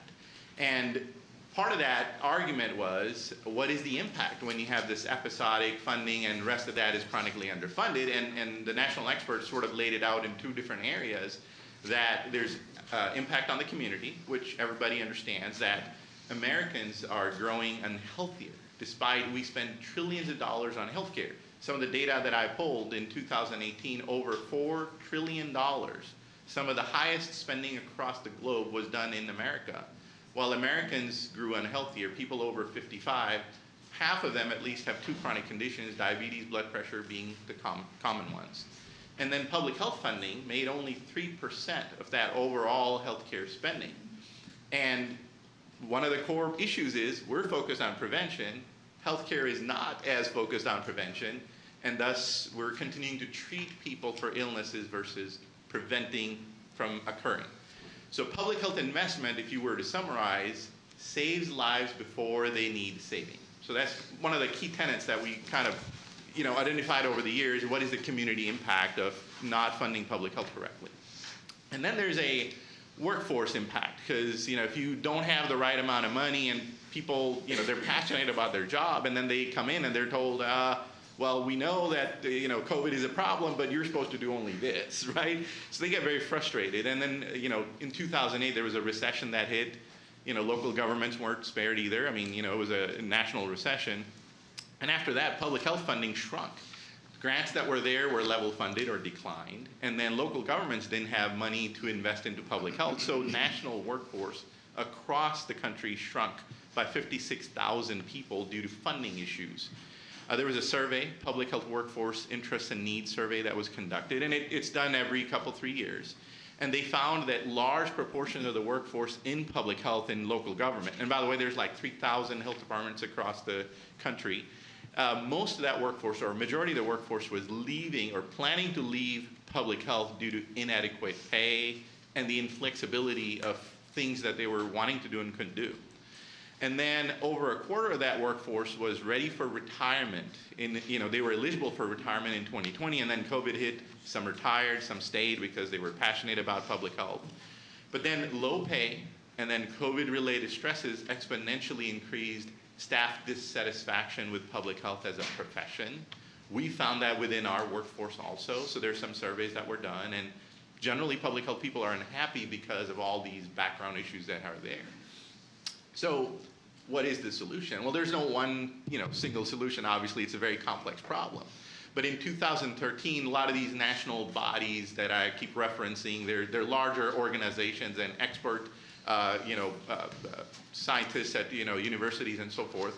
They came up with this foundational public health services framework, sort of a national agreement, that there must be some core set of public health services that must be provided in a community to make that community healthy and stay healthy. And we all needed to agree at a national level that that's what needs to be at least funded and maintained for public health departments to function. So they divided that into a couple of different areas, some foundational capabilities, and then some foundational areas. So capabilities were cross-cutting things like communications we talked about earlier today, emergency preparedness, assessment and surveillance, and so forth. And then foundational areas were core services that we usually provide, communicable disease, environmental health, maternal child health, and so forth. You'd be surprised to learn that not all health departments were able to provide that. And in some smaller communities, they would do one thing, and they didn't have the capability to do other things because they just didn't have that. So this grant is a step towards fixing that nationally. And it had 3 buckets. We were funded for 2, to increase the workforce capacity and also to increase our foundational capabilities related to these areas that were identified. So some of the key points I want to make, that even though this is a pretty big chunk of money and a good grant, it's just a one step in the right direction. It does not fix public health staffing needs and the funding problems that we have, but it gets us to a better spot. If we're going from point A to C, maybe this is a B, gets us in the right direction. So getting to the nitty-gritty details of the grant, we're looking to add total on the grant 61.5 FTEs. Not all of them are new. And that's one of the concerns that I heard you mention earlier, Judge, and some others, that what happens when we have grant funded positions. So typically we don't ask, yes, sir. Sorry, let me just stop you real quick. The goal now in public health is to add 61.5 full-time equivalents. On this grant, the new positions are 28. The rest of them are existing positions, people that are on other grants, but their grants may be ending, and the work that they're doing dovetails with what these capabilities are. And that's a good example of what we try to do in public health. We try to find other grant opportunities That way, we don't lose all of our staff at once. We try to find other avenues of funding for them. Okay, so new positions, you want to add 28 from the grant. Yes, sir. 33 and a half are already there and the grant will pay for. Yes, sir. And they are existing positions that are transitioning from one grant to the other, not all in one go. As their grants end, we're going to try to transition them onto this funding. Yes, Do you have a total amount of cost to the county for the 33 and a half that are now going onto this grant? So they're currently grant funded, so there shouldn't be a cost to the county. I mean, other than some indirect things that happen, but otherwise there's no direct cost to the county. Those are grant funded positions. And it's just so I'm clear, when you have a grant funded position, it pays for the salary, Yes, sir. the benefits. What does it not pay for? Pays for everything. So it pays for salary, benefits, computer equipment, a lot of times office furniture, if they're in a rented space. So we even try to budget for the rent of those folks. You know, that way the grants pay for that. Some in-kind stuff happens. If they're in our main building, there's no rent, so we don't charge rent. So things like that. But generally, there's not a direct cost to the county. Is there, and I'm not asking for that they buy a pack of gum or a set of staples, but is there any cost that where something is grant funded that the county pays for related to a grant funded position? Yes. General broad statement, there is some grants that require a match. So not all of them do, but some have a match requirement. Usually it's about 10%. And that's a direct investment by the county to match the dollars. I mean, we're required, you know, for that grant. And so that's a direct cost a lot of times. And occasionally what has happened over the years is grants will stay level funded or decline in funding. And our costs go up. Cost of doing business goes up. So sometimes there's operational subsidy put in to maintain the program. Otherwise, you lose the program. So there is some cost occasionally on those. But we try to manage that very well. We try to look for other sources of funding, if possible, to continue to substitute and add to that capacity. Looking at local dollars is usually our last choice because they're so hard to come by. Okay. So on this particular grant, and again, I want to highlight this. This is exactly what public health does. We have 58 grants, and or 53 grants. And the reason for that is we try to look for more grant opportunities very aggressively. That way we try to transition from one grant to the other. Because a lot of these folks have backgrounds in public health. They have a variety of experiences. And the work sometimes dovetails with each other. So we can train them to do things in other grants, and we try not to lose them. But they're grant funded. It happens. I mean, you know, people leave, or sometimes their grant ends and there's no other alternative, they leave. And 53 grants is the total number of grants currently being received by public health? Yes, sir. How many total employees are in public health? So currently, I believe the filled positions are 505, somewhere in that range. Last I looked at the position control report a couple of weeks ago, it was 505 filled positions. I believe on our org structure, there were 660 positions total, but we're running right now a very big vacancy rate because everybody's hiring in public health, so it's really hard to recruit in that healthcare setting. So they're very, very hard to come by at this point. And some of these positions were newer grant-funded positions due to COVID. So some of that fluctuates on a very regular basis. And pre-pandemic, just FYI, we were about 350 strong. So that just kind of tells you how much pandemic required us to scale up and all the money that came into the county with the grants to allow us to scale up. So that's just a background. We were pretty lean going into the pandemic. Prior to 2020, Yes, sir. we had 350 full-time employees. Yes, sir, in public health that were filled And positions. now we have 505, hoping that there was 660. Yes, sir. Okay. And again, majority of that is grant funding. Now, is there local support? Yes, there is, but majority are grant-funded positions. So 28 brand new positions that we're trying to onboard with this grant. 3 will require a development process through the county and go through job evaluation committee to actually evaluate where they will fit on the pay scale and job description approvals and all of that. 25 of those are existing positions. So we have similar staff within our department. So the job descriptions exist, the salary grades have already been approved, all that. So it's just, okay, we got new money, we're gonna hire new people, so it needs new position numbers. So you were, 2 or 3 weeks ago, you saw about 17 of that agendized, and then we pulled it back because you all had questions. So we're trying to address those ahead of time, and we're going to try to bring that back later. This grant, why we're so excited about it is it addresses one key problem we had. Most grants were very inflexible. They had a predetermined outcome they wanted. There's COVID in your community, here's the money to go do testing. And then when testing was declining and we needed to pivot to vaccination, there was not a lot of flexibility. We needed different pots of money to do that work. And then as COVID was going on, then monkeypox came and we're like, can we use this money? Answer was no, right? So there was a lot of inflexibility in that funding. This grant is very flexible. They don't have a whole lot of requirements. Their basic decree to us is, here's some core foundational capabilities that we want you to address. And there's only 2 required positions. They want us to have a quality improvement and a performance management coordinator, which will be a new position, and a workforce specialist, which will be an existing position that we changed the funding from a different grant to this one. And that's how they're giving us the flexibility to address the needs within our department and thus within our community. And I'll get into some of that in a later slide. So, like I said, there's 2 components to the grant that we were funded for. And it's a 5-year award, and rarely they do this, but this grant did. They did an upfront allocation of about $19 million, which should arrive soon. Annualized, that's about $3.8 million. So again, it's a good step in the right direction, but not to meet all of the needs that our community would need in a public health department. But the main purpose would be to hire, retain, and develop a highly skilled public health workforce, assure that the department has planning systems and processes and policies in place to address foundational public health services. And there's some specific aims, areas that we identified that needed some of that workforce, needed training and development. We needed quality improvement. We needed to focus on data modernization. We had some challenges in environmental health. We had some challenges in STD area. So all of that is part of the strategies that we outlined in the grant that we're going to try to address.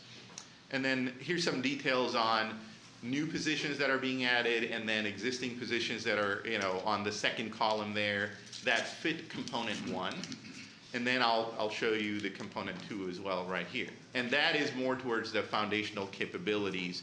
So some of the cross-cutting areas that we talked about, whether it's our accreditation, performance management, quality improvement, and so forth, or even communications. And there's $942,000 in year 1 allocation. Year 2 to 5 yet to be determined because it's an annual allocation, and that's typically how the grants flow. But our expectation, just listening to national calls and things, is that we are expecting the funding to stay level. May increase, may decrease, but general consensus is they're going to try to maintain that if possible. And here's the number of people, and this component is going to get all existing staff. So we're just going to move their funding source from one grant as it ends to another grant, this one.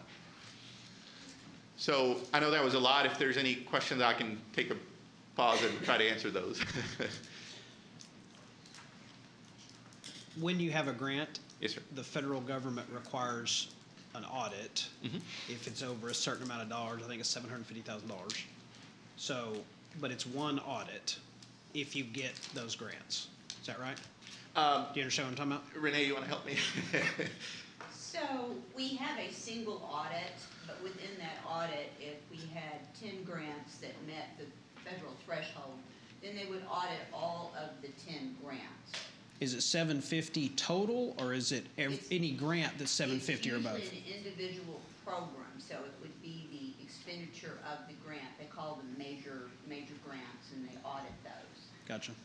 They can also pick other areas for different reasons, but they're required as part of the guidelines for the single audit to audit any of the grants that meet those guidelines.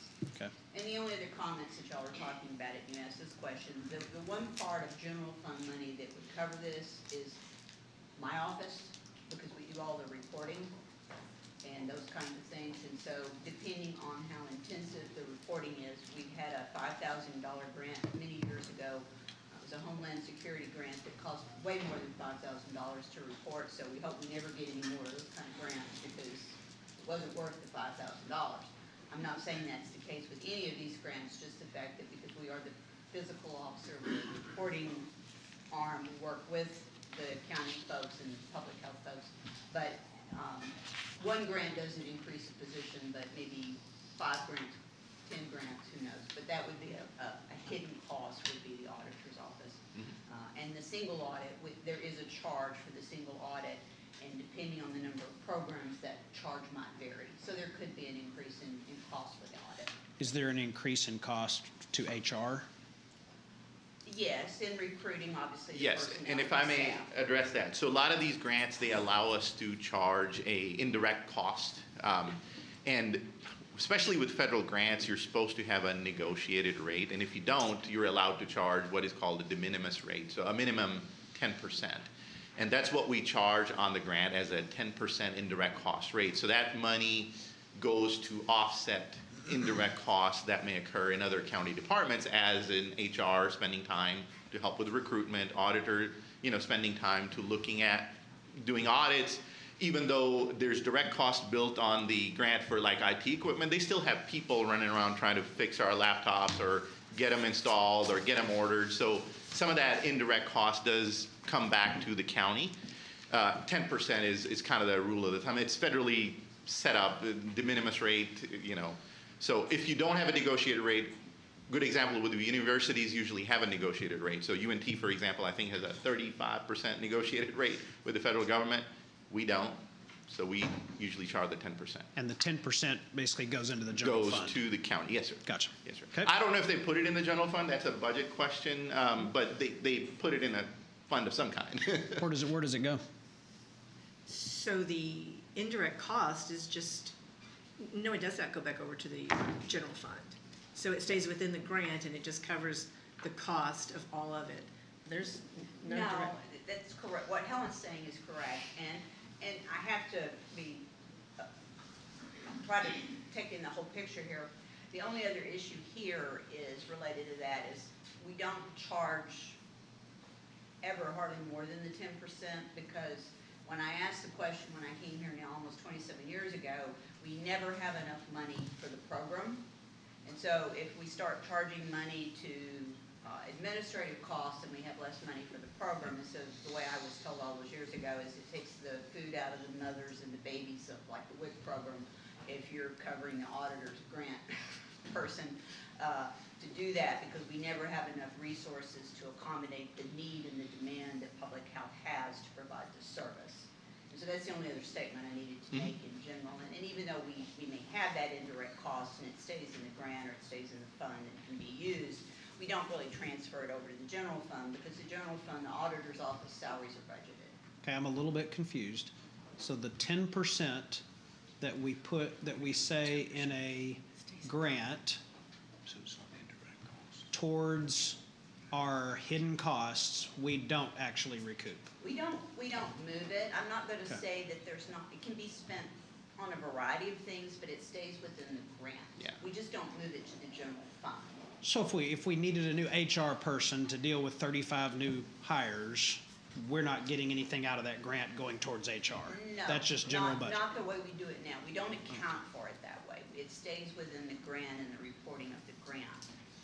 Okay. Yeah, and that's unfortunately not my bailiwick. I'd refer you back to these folks, but I will tell you this, not this particular grant. Some other grants, we've had direct hires in other departments because we knew that was gonna create a burden and a lot of work was gonna be created for those departments. So we've done that in the past. It's not a common thing, but sometimes we build project costs for a particular other department that's gonna help us, or a temporary person, or an actual hire within another department, if that grant is going to be that burdensome. So that's just an FYI, it's not for this particular grant.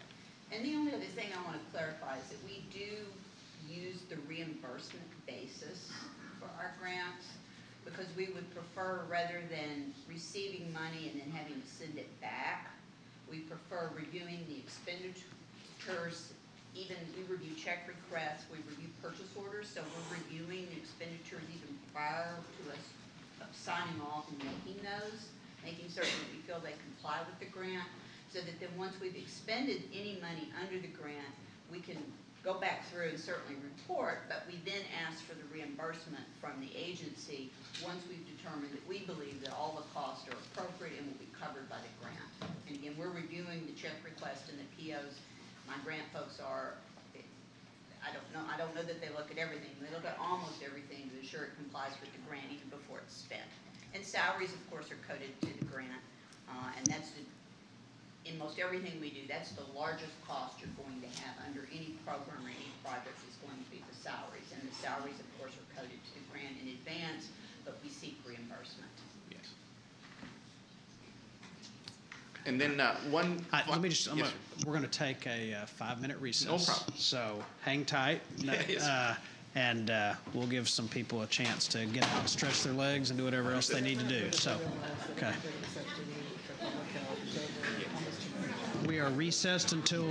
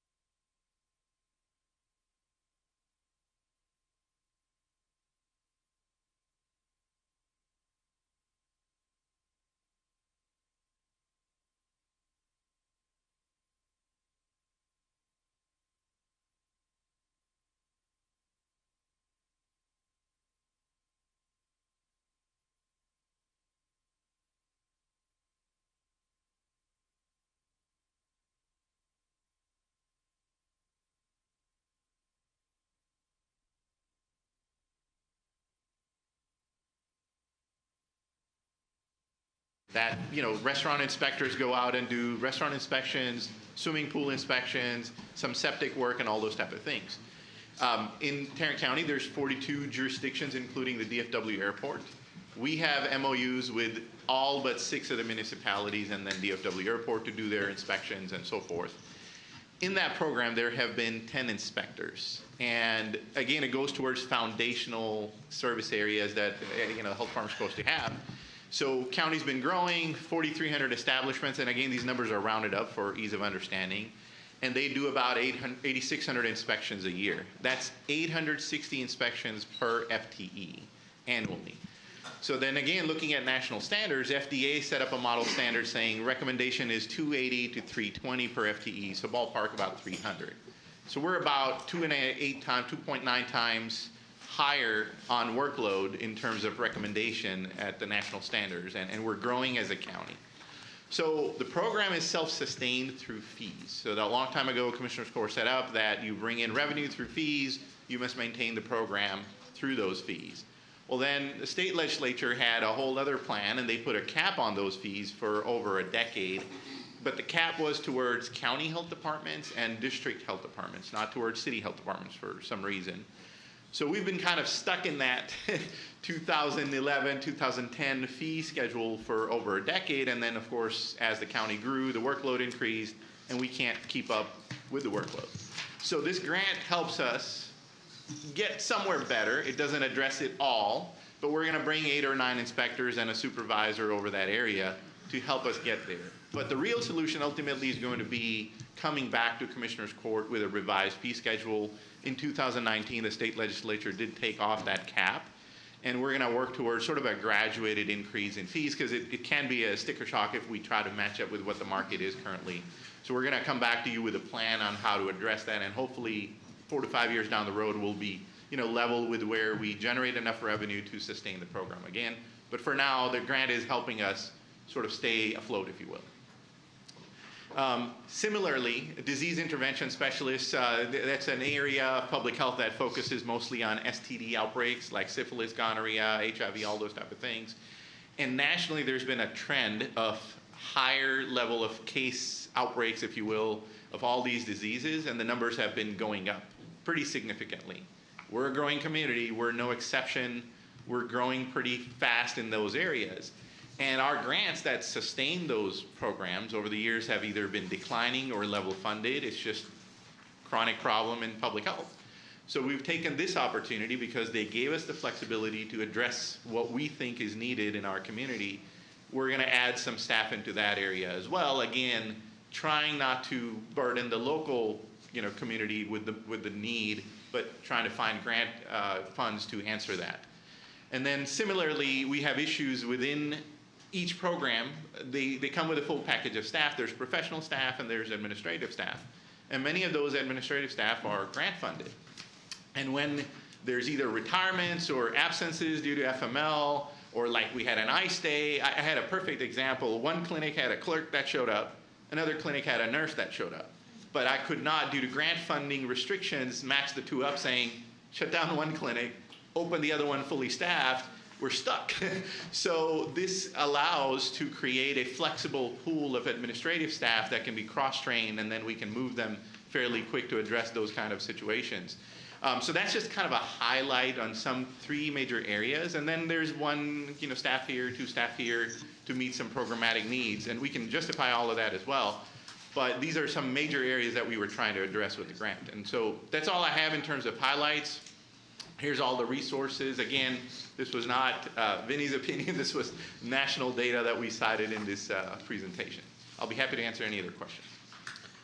Okay, thank you, Vinny. Questions? Is there any action that we need to take? Not today, sir. It's just a briefing item for today. So what we are going to do, though, and you'll see that on the 21st agenda, we're going to bring that HR item back to place these individuals in the TO for the public health department. So for clarity's sake, the grant's already been accepted. This is just to reorganize public health so that we can fit them in. Yes, sir. Got it. That's correct. Okay, thank you. All right, next up, Law Enforcement Training Academy. So if you give us just a second until we can change the slide deck out. There we go. Okay, so I'm going to be doing this briefing. There's been some interest shown by the Sheriff's Department and members of the Commissioners Court to consider the creation and the construction of a law enforcement training academy for Tarrant County, mainly for the Sheriff's Department, but also for the constables and other peace officers that we have at the county level.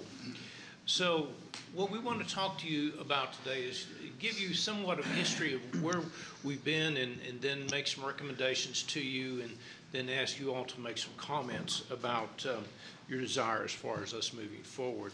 First of all, about 2 years ago, the Sheriff's Department requested an initial assessment by a local architectural firm to construct a training academy here in Tarrant County. And while it didn't come through the Commissioner's Court, that was a direct request by the SO, they did receive a conceptual design at that time, and really it was more than anything else, it was a space needs assessment. And no additional work was done with the initial proposal that we did receive from the architect. So currently, the Sheriff's Department trains in different locations within the county. At the Resource Connection, where we have our main classrooms, we do indoor training, physical training, classroom and T-close testing. The Sheriff's Department also has a firing range that is in northwest Tarrant County, and we also have our SWAT training up in the northwestern part of the county. The current interest then is with the Sheriff's Department and members of the Commissioner's Court to gain some additional information as it relates to a Tarrant County law enforcement training facility.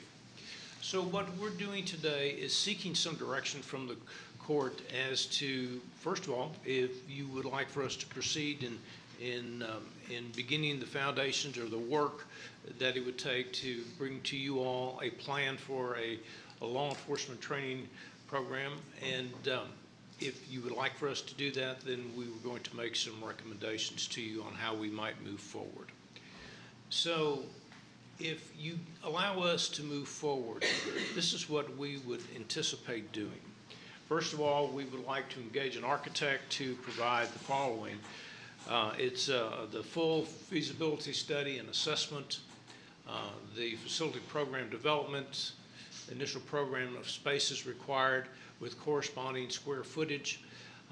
The study that was done in 21, there was indicated that there was a need for about 61,000 square feet. I think we're going to have to revisit that and to make sure that if we do decide to build a facility, that we build a facility that's adequate and not only just for today, but something that is expansive so that we can continue to utilize it in the future. Depending on where we locate this, we need to do a site analysis and a study, a zoning study. We have the structure in the municipality, or if we do it in the unincorporated area. We need to look at site plans and also the opinion of probable cost. The current assessment, the next steps that we need to do is to engage the realtor and do that study. We want to analyze funding, and I want to come back to both the realtor aspect and the funding in just a minute. And mainly focus on the last bullet there is the creation of a committee that would really be a project committee that we would have representatives, obviously, from the Sheriff's Department, from the Commissioner's Court, facilities, and also county administration, and any other major stakeholders that we might need to put together on a team to get this done. This is not something that we're proposing that any one department do internally. We would ask that we do some type of a committee. As it relates to the realtor aspect, I think it's going to be critically important that we have those type of analyses done, simply because until we can determine the size and what is in those facilities, we will not give you an exact cost because depending on what the building looks like and what's contained in those buildings will determine a lot of the cost. But let's talk a little bit about the funding. There has been some interest in that we focus mainly on ARPA funding to do this project. We believe that we've already started to analyze our ARPA funding, and we're now coming to the point where that we've got some major contracts we still need to release, but we're already finding some savings in other areas, and so we're beginning to collect that data. We would like to probably focus on finding somewhere between $40 and $50 million, maybe $45 million of savings through ARPA that we can use to apply to this program. I would ask that at the conclusion of our presentation, if you all decide that you want to move forward with this, then let's set a target of about $45 million. The reason that we need to do that is because we still have a significant number of contracts that we need to release through ARPA. And we can't wait 3 or 4 months to release those contracts. We think we can find the funding. We're going to come back to you all and show you where those funds might be available in ARPA. Make sure we get a consensus of the Commissioners Court that is okay to use those funds, and then move forward. We hope to do that within the next 3 or 4 weeks. So we'll have that. Like I said, we're working on it now. We can maybe bring it back a little bit sooner. But we do need to take the remainder of our funding that we have available in ARPA and push it out the door. And so if we can come to an agreement on a number between $40 and $50 million that we can identify in ARPA, then we can start bringing some contracts back to you all. So that's what we believe that our next steps are. I know it's a fairly quick presentation, but it's really 2 decisions. The first decision is, do we move forward on this or not? And it's kind of the fork in the road. And the second decision, if we decide to move forward with this, then we ask that you grant us the authority to move forward with some of the recommendations that you saw in the slide presentation. And could we share one thing with them, the fact that if you do free up and find the ARPA funds, the timing is very important. Please share that with them. So as it relates to ARPA funding, we have until December 31st, 2024 to encumber the funds that we use from ARPA. We have until December 31st, 2026 to fully expend those funds. So what that means is that within the next 2 years, 23 months, we need to be able to go through the design program. We need to be able to hire or let a contract to construct the facility and have those documents and those contracts locked down, because that's the encumbrance aspect. Then that gives us a full 2 years to actually construct the project. Am I pretty much on target on that? Okay. So those are the 2 decisions that we're going to ask the court to talk about today, and then give us direction. So a procedural question real quick. So when you have a briefing item is not an action item. That's correct. Meaning you're just going to kind of sit here and gauge where everybody is, and if it looks like there's 3, you're going to start moving down the path. If it doesn't, you're not. Is that basically how this works? That's exactly how this works. All right. And by the way, this wouldn't be the first time we've ever gauged the position of the court in a briefing item. Yep. Okay. Okay. Well, Questions, comments? I've got quite a few. And first of all, I couldn't be more pleased that we're already here on this briefing item. When I first got involved and started looking at needs of the county and looking at where we can impact things directly, most specifically where we can impact things, county capital facilities, et cetera, with dollars that are ARPA funded, federal dollars that do not affect the county taxpayers' general fund. I met with the Sheriff's Office. I met with several different other divisions. And when we look at the needs of the Sheriff's Office, there are many. There are a lot of needs that have been highlighted by great community groups. revolving around training, transparency, dashboards so that they can have real-time visibility of operations, those type of things that are in the works. But the thing that I looked at internally is that we have 261 vacancies today in our sheriff's office. Our jailers, our deputies that are out working in the field, they are working as hard as they can with the resources that we give them. But as an elected body, our job is to give them the resources they need. But most importantly, our job is to make sure that they are trained adequately. The public has demanded that we have a world-class sheriff's office. This is how you do it. You do it with training. You do it by investing in your employees. You do it by standing up and saying, if we want to get better, we have to give better. And we have to give our employees every opportunity to become that world-class sheriff's office that they deserve to be. There are a lot of benefits in my mind to my colleagues with a training facility like this. I think with recruiting and retention, you're giving the men and women of the sheriff's office and our constables' offices the pride in knowing that they have the best in the world. We can bring in outside training to make them the best in the world. We can hold collaborative training that makes our smaller cities even better. We have the opportunity here to make sure that we are a leader and not a follower in the industry. We can make sure that the things that emanate from the sheriff's office are how we're supposed to do it. We can bring in the training so that it's consistent amongst all the municipalities in our county. And more importantly, we can make our deputies and our jailers proud to wear that patch on their shoulder. I think that that's something that, an intangible benefit that you can't put a price on. But overall, I couldn't be happier that this is on the agenda as a briefing item. I couldn't be happier that this merits serious discussion from the court, because to me, this is one of those vital needs that we have the opportunity to address. And in Tarrant County, it's my belief that we're different, because when we find needs, we address them. We don't stand around and kick the can. We address them, and this is a desperate need. So I am 100% supportive of giving you the direction to move forward, GK, and I'm more than willing to help in the process. Thank you. Further comments, discussion? I had the privilege of meeting with the sheriff back, 2 years ago when we were talking about this, and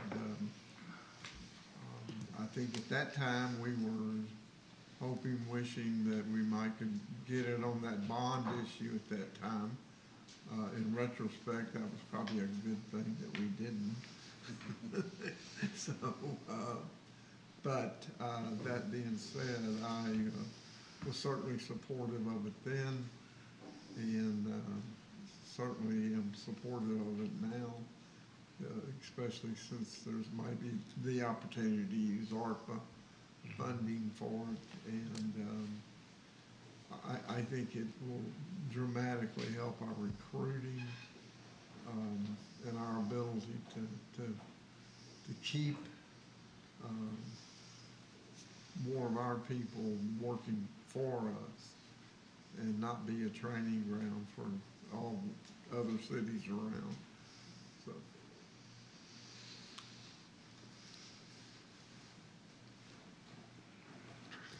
I'm not opposed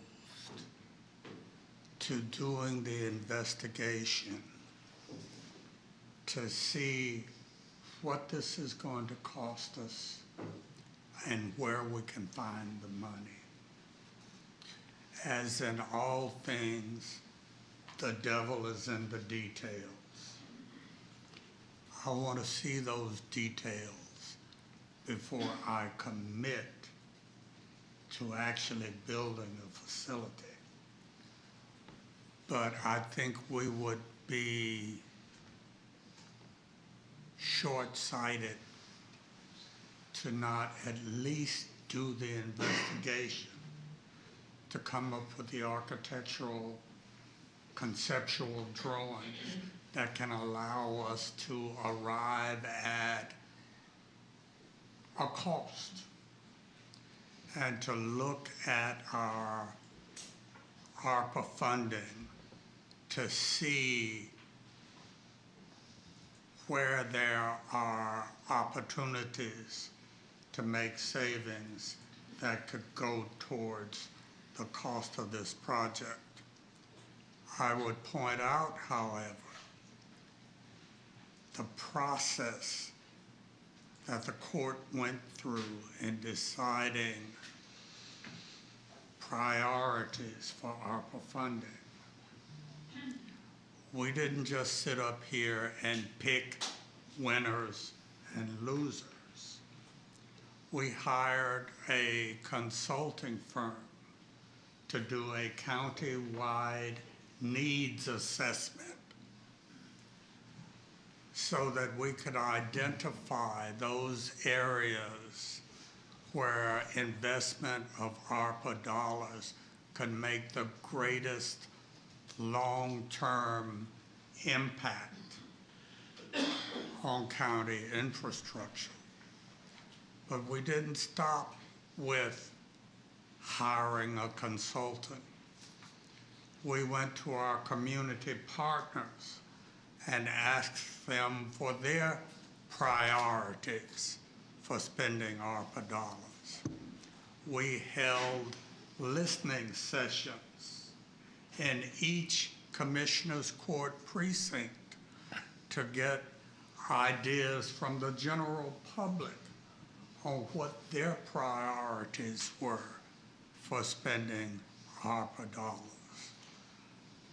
Somehow, a sheriff's training academy did not make the cut.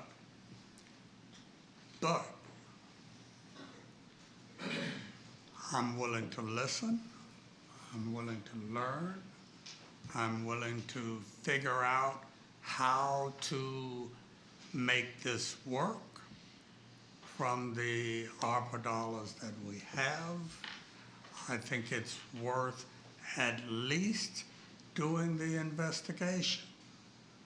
Again, the devil is in the details of whose ox goes in the ditch in order to find savings. That's a euphemistic way of saying claw back dollars that have already been committed so that we can fund this program. Thank you, Commissioner Brooks. You put me down as a yes for going forward, but not as I want to reserve my vote on the project until I see the details. Comments? Okay. So I support the project, the concept of the project. I support law enforcement. I think it's badly needed. I can't go a full 1 month without telling an old Farmers Branch war story, but when I got on the city council, we had an animal shelter that was literally some chain link fence and some concrete slabs that rain would get in on the animals, cold would get in, heat would get in. It was an embarrassment. And some of the things that I see at that training center and the shooting range, I mean, it's embarrassing. So we absolutely need to step it up and improve those for our men and women in law enforcement. But we can also provide outstanding training and address concerns throughout the community. So I fully support it. I fully support the idea of using ARPA funds, but also federal and state grants. And I believe with our relationships with our congressmen and women, we could get them to support us on some funding. So I think we absolutely need to reach out to that, and I'm happy to play a big part in that as needed. As with anything else, there are ways to save money. There are ways to cut costs.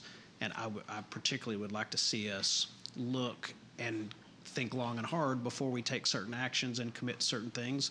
Like, for example, a real estate agent. If we have land already that we can use, before we engage a real estate agent, pay them money to then determine, hey, we like what we have, I think we should address that as well. Sure. But those are the details, so I'm in support. I do want to say something just briefly, and you can stop me when I'm wrong, but I'm going to go as far as to say all of us up here support law enforcement. I don't think there is one of us that does not.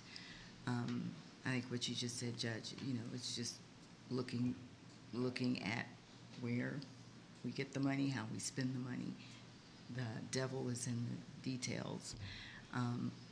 But I just want to say that I know I support law enforcement. I'm sure all of you support law enforcement. So let's go on record with that. Excellent. Okay. I think the direction is clear. Yes. Okay. Thank you. So, members of the court, if we can go to item D.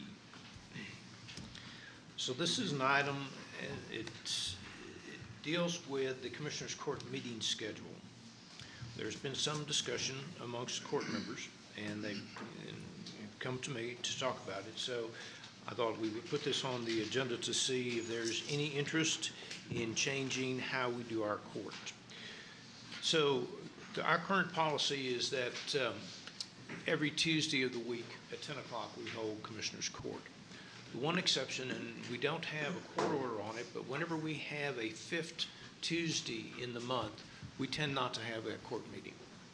And some members have asked if we need, 4 court meetings a month.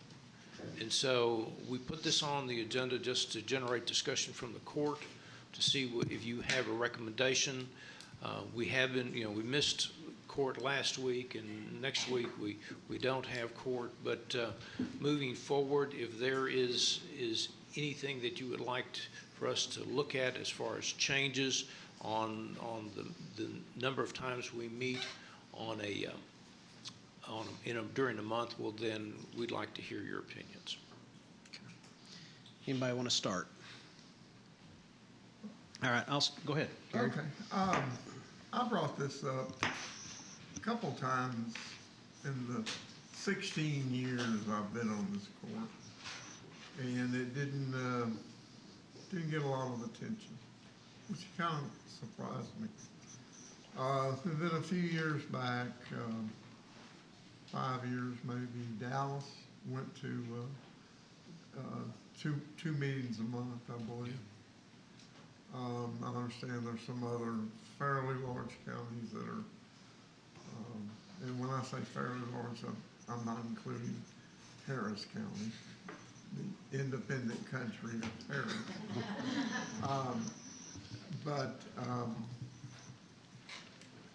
I would think that we would be able to cover the business that we cover by meeting less. My suggestion would be 2 meetings a month, first and third, or second and fourth, or something like that. Tuesday. Maybe even have one on a quarterly basis, have the opportunity, if we need to, have a special meeting. That would add 4 more meetings a year. So, I mean,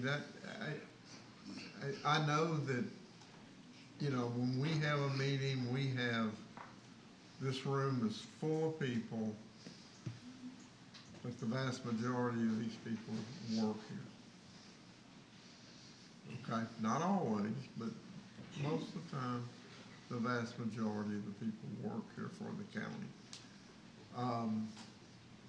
And are here most of the meetings, if not all of the meetings. So, I'm not sure how, I'm wondering whether we can do more or at least accomplish the same amount of work we're doing by meeting. And I know that brings a problem occasionally to your staff, because you put the agendas together. There are probably numerous statutory things that have to be done. I think the state constitution says that we have to meet monthly, maybe, or? I believe it's quarterly. Quarterly. But understand that there are 254 counties in Texas, Yeah. and the vast number have less than 10,000 people in them, so. Okay, So, that's, I've said my part. Let me make one comment, and I would be remiss, because when we first looked at this, you know, it's not just my department that has issues. We talked with the departments that have standing items that you see, and probably the one that we have to be the most sensitive to is the county auditor, because the county auditor in this county is also the county treasurer, and she has to pay the bills, and she has to present those to this commissioner's court as a claim, and you have to approve the claims. That's why we have the claims here. So we've worked with Renee on this.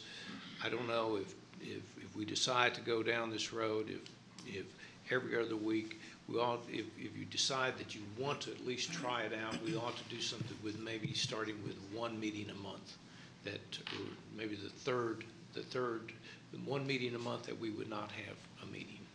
So, Judge, I saw your eye. You kind of raised your eyes on that. Just the way you said that, I thought you were saying one meeting a month, and I'm like, okay. I'm ready to go to once every 3 months. But we've talked about it. The first, second, and fourth Tuesdays of the month, we would hope that we would be able to have court, and then on that third Tuesday, if you decide to basically not have court those Tuesdays, then that's fine. We might want to start it maybe in April or sometime, because we have some time off. But and just for your reference, the court book that you have today, which is a 2-week court book, has electronically it has almost 750 pages. So that's the workload that we see. I think we try twice a month. Most councils, most school districts are at twice a month. And for even,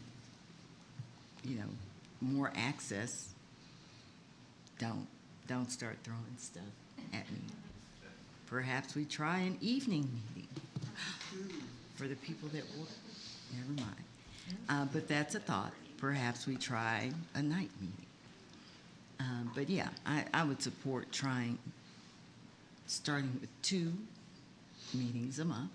And then if that doesn't work out, we go to 3. But I would like to hear, not today maybe, but at some point from the auditor to see how it would impact us. And then there are counties that meet twice a month. So look at some of their best practices. How do they get bills paid? So I'll answer you in a very short way, and if you want more expansion, I will.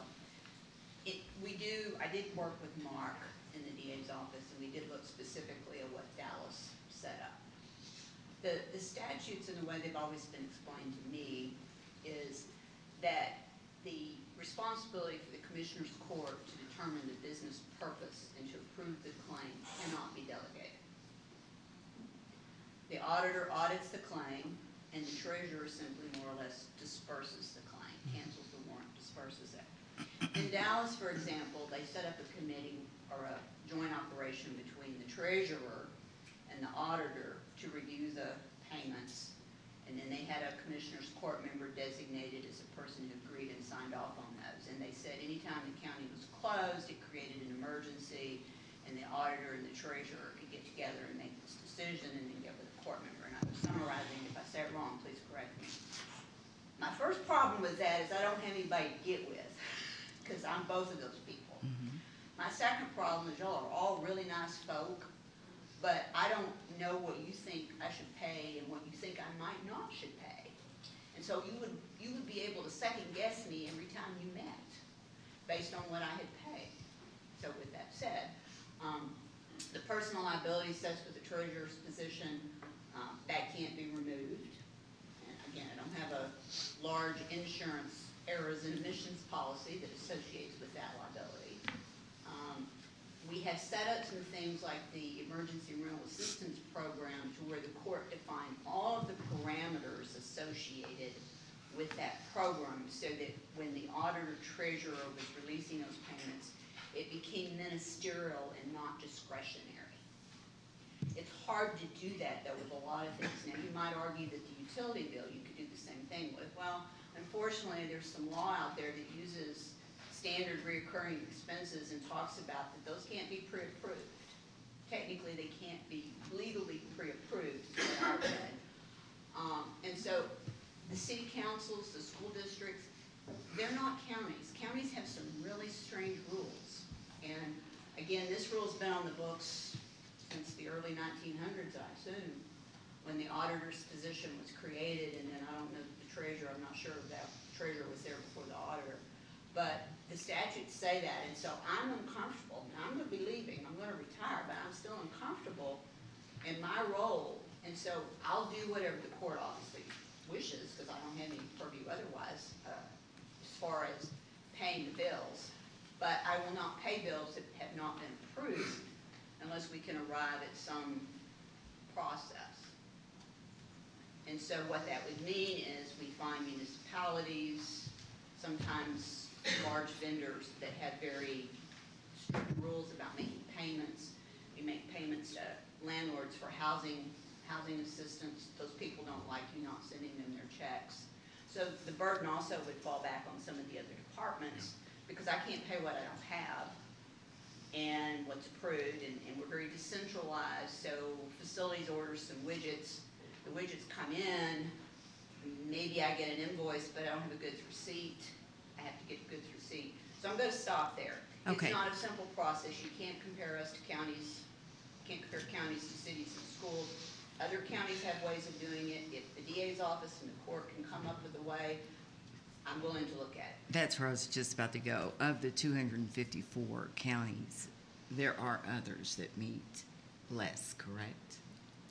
And so they have determined a way to get the work of the treasurer done. Is my thought. As far as the big six, Dallas and Bear are the two that meet twice a month. Both of them have treasurers, and I think that's what Renee was pointing out. She's both the auditor and the treasurer. So. Because the auditor is required to audit the claims. Sure. Before they can be released, and then the treasurer has the role of actually releasing them. So the other thing there is I have to have the claims and they have to be audited. And so, yes, we're open to figuring out how that could work, and perhaps y'all can get with all your cities and all of your municipalities that want to cut the water off to your garages and to your facilities, because we've experienced that just last year. And I've had to reach out to Precinct 3, Precinct 2, to have someone in the commissioner's office actually call the municipalities because we couldn't get the water bill even though you meeting regularly in time to pay the water for your facilities. So there's a lot of nuances that doesn't mean we can't work through those, but it's not a simple process. Again, we have a $1 billion general fund budget. We write over 1,000 checks plus a week. We're a large entity, so when you talk about 254 counties, as GK pointed out, you can only compare us to 3 or 4 because what they do in Jack County or in Palo Pinto County or some of those places and what they do out in the Panhandle is not relevant to what you're asking me to do on a weekly basis. Okay, so I have a question. Another. So we didn't meet last week. That's correct. We're not meeting the 14th. That's correct. So how will you address claims? So today's claims was loaded up. We actually did release a few checks last week for the Sheriff's Department to attend some training for K-9 purposes. And it's noted on your addendum that we did release checks that hadn't been approved on the claims register. The end of the month tends to be a little bit more problematic, and then whenever the water bills come in. So it can be done, but it does create additional effort to make certain that we get as many payments on there. The addendum today that you have is, if you looked at one of the previous addendums, you wouldn't have, and this is all manual. You have to add these as a manual to the addendum. They're not going to go out manually, but we have to go in and process these all separately from the regular accounts payable check run. And so when you don't meet, it creates a lot more effort to compile all of the things that we can push. They're working on this morning to push everything they can to get it on here before y'all meet today, since you won't be meeting next week. But it can be done. I'm not saying it can't. I'm just sharing with you what my concerns are so that if we were to receive a late fee on the utility company that said they were going to turn off whatever it was, I don't want y'all looking at me and wondering why I didn't pay them. Go ahead. There's a lot I could say to that. I am learning to enjoy y'all's company every Tuesday morning. New people. We see things, Yeah. don't we? We see things. There are two issues as far as I'm concerned. One is the payment issue, and that's a large issue. The other is whether or not by meeting less frequently, we will be limiting the access of the public to interact with this governing body. And the prospect of doing that causes me some heartburn. But again, the devil's in the details. We need to see what the plan is, and then we can analyze the upsides and the downsides of that plan. I would mention that my preference would be to have had a little longer to serve, with weekly meetings being the regular, before making any type of changes. Essentially to develop camaraderie there, kind of a pace on how it's done, and then we can look to find the efficiencies. And I'm all about finding every efficiency we can in government. If that means we can eke out an extra hour of work, we can do it. I don't think I could, working so much, but if we can, we should. I also am leery of public access, or even perception of limiting public access. That being said, I know all of us commissioners and then the judges here, but each of us commissioners have precincts where when we're not here, we're there. And so it's a very unique position in government to where we're not solely elected representatives, we're elected executives. We each have responsibilities outside of this downtown courthouse that require constant monitoring, constant approval, constant operation. So I do find that I'm 10 times busier when I'm in my precinct than I am here. And I have no indication that would ever slow down. That's just how operations work. So the workload individually is probably greater if we're not here meeting. But the work of the county that has to get done via paying the claims and making sure that we're all on the same page when it comes to our trajectory as a county, that's important too. Now, I'm not saying that just because you cut a meeting a month that can't be accomplished. I think that I kind of understand the consensus up here on where folks want to go. I'm just saying we should be mindful of those considerations, that we do need to make sure that the county, which I believe is Tarrant County, is the best county in the nation, most definitely the best county in Texas. I want to be mindful that we don't do anything that skews that operation. So we can explore changes, but cautiously in my mind. So I'd asked for this item to be on the agenda, but I think you may have also. We keep going. Imagine that. We keep getting asked for the same things. So I look out in the audience and I see probably 50, 60 people that work for the county here at every meeting. And if let's say there's 50, 48 of them never say a word. They sit there. They could watch this from their offices while doing work. I think this 4 meeting a month thing, we had 3 meetings in January. I would have had 4 if we had met on the 5th, but we had 3 meetings in January, not counting the executive session. The first one was about an hour and a half, I believe. The first 30 minutes, I think, was the prayer pledge and employee recognition. So we have had about an hour of actual business. The second meeting we had, I think, was 40 minutes before we went to executive session. The third one, I think, was 45 minutes. And the commissioners come down from their precincts, many of them, if all, maybe except for one, bring staff. The entire Tarrant County department heads and elected officials come in here, and a large part of what goes on in here for 1 hour or 2 hours or 4 hours, most of you just watch it and don't participate. And it's not that there's not anything you can't gather from it, but I don't think it's terribly productive when it comes to time for elected officials or people that work here. This is not we're not changing the Constitution of the United States. So if we move this to 2 meetings a month or 3, if it doesn't work, we can change it. And whether we go first and third, second and fourth, first, third, and fifth, or first, second, and fourth, I think a change would be good for all of us. When it comes to public participation and access to the public, I want to address that. During the first 3 meetings of January, we had 1 person come to public comment. We all have email addresses that are published. We all have phone numbers. I have, from the moment I walked in the door, and I'm sure they can all say the same thing, have had constituents reach out to me. We call them all back, set up meetings, or tell them when we're available for meetings. I meet with the constituent, I don't know if I would say a daily basis, but sometimes it's 3, 4, 5 times a day. I have a meeting this afternoon. I had 3 or 4 on Friday. We are accessible to the public. At least I know this office is, and I can only imagine everyone else here is.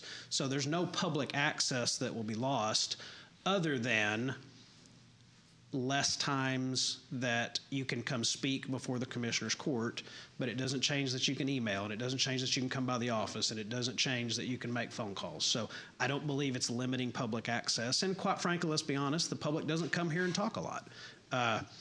We can always change. We can always go back. I think this will be more productive for the staff. I think it'll be more productive for elected officials. I also would say, what I would say would be, what I think you should do is bring us back on the next agenda a plan to do, and let's vote on it. 2 meetings a month, 3 meetings a month, and you can do, and let's go vote on it, set it in stone. We can always change it, and then for the public and for my own information, if you need to call an emergency meeting, can you do that to pay claims?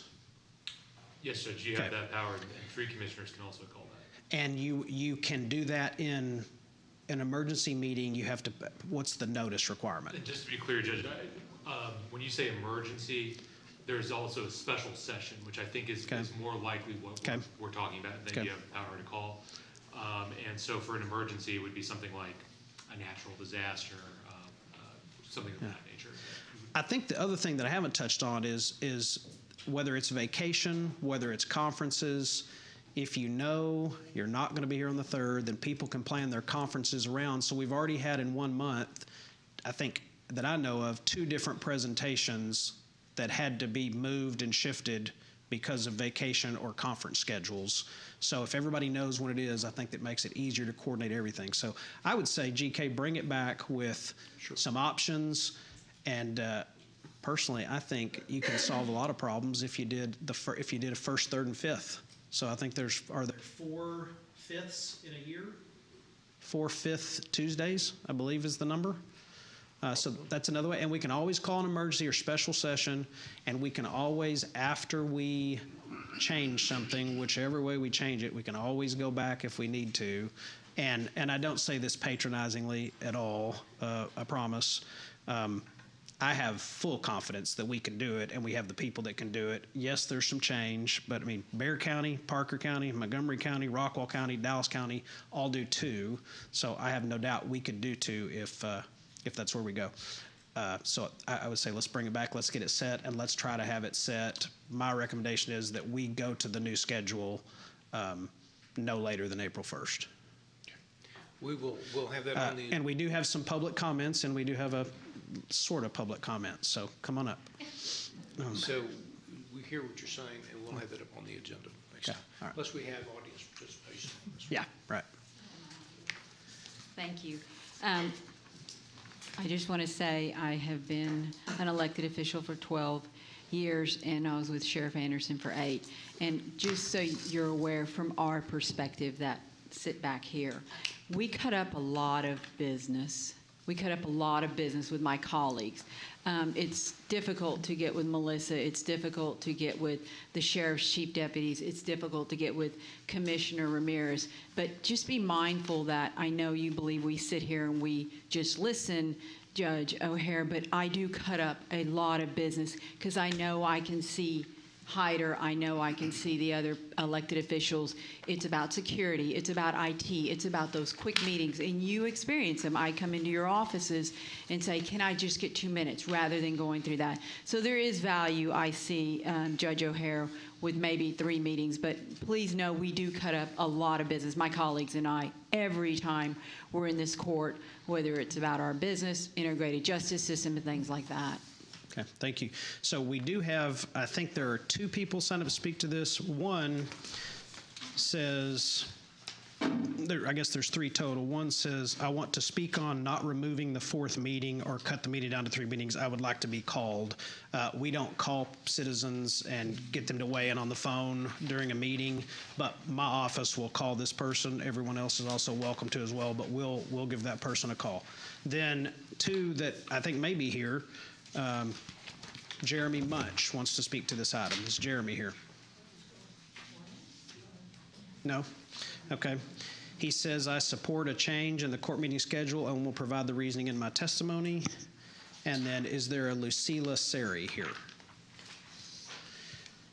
Okay, she says, I support a change in the meeting schedule, eliminating one of the 4 monthly occurrences based on the following facts. The new court has been running the meetings in a more organized and timely manner, resulting in the meetings lasting a fraction of what they used to. This allows more content to be discussed per meeting. 2, fewer meetings allow the court to be more thorough in the review of the items to be voted on during meetings. The previous court seemed to rubber stamp approvals without knowledge. So those are the only comments I have on this item. Anyone else wish to speak on this item? All right, I would like to point out. Like to address one of those there. This new court, us, we have not been through a session yet when there was 2 hours of public comment. That happens. Just because it hadn't happened yet doesn't mean you won't experience it. It's coming. So it's coming. All right, that's that topic. Then there is it my understanding there is not a presentation from Public Health today? That's correct. Okay, all right. With that, any other announcements? We do have some public comments that we're going to get to. Any other announcement anyone wishes to make? The Transportation Summit on the 17th, the prostate screening on the 18th, good events. Anything else? We do have other audience participation. Yeah, so the public comments. First one I have Reverend Paige Hines.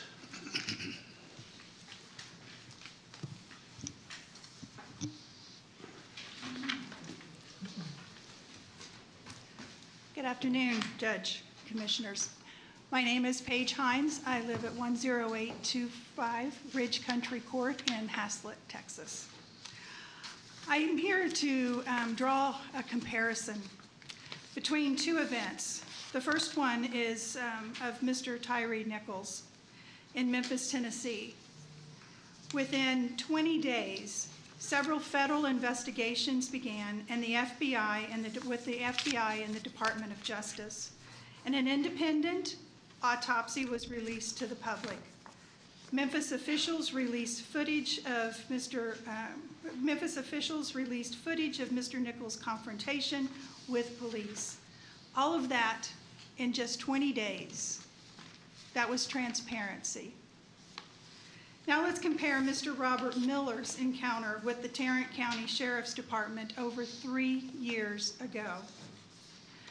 We still don't know, is it considered appropriate use of force to have pepper sprayed Mr. Miller 3 times, given that there were 3 officers to 160-pound man who was handcuffed?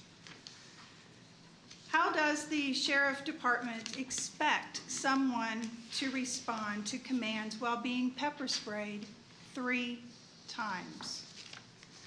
Was any medical assistance given to Mr. Miller after he told a jail nurse shortly after being pepper sprayed, "I can't breathe"? Or was medical assistance given during the 38 minutes between the time of his complaint of being in respiratory distress and being found unconscious, face down in his cell? And then questions, still unanswered, regarding the cause of death, which was listed as natural, a sickle cell crisis. There is one big difference between Mr. Nichols' case and that of Mr. Miller's, and that is that we, the residents of Tarrant County, are still waiting for transparency. We are waiting for transparency for Mr. Miller and for all of the 45 people who have died connected to their detainment at the Tarrant County Jail since 2019. We are calling for a full Department of Justice investigation of Mr. Miller's death and the public release of any and all video from the time of his detention. We are calling for transparency from the county and from the Tarrant County Sheriff's Department. Thank you. Thank you. Thank you. Next, we have Cherry or Sherry Langford.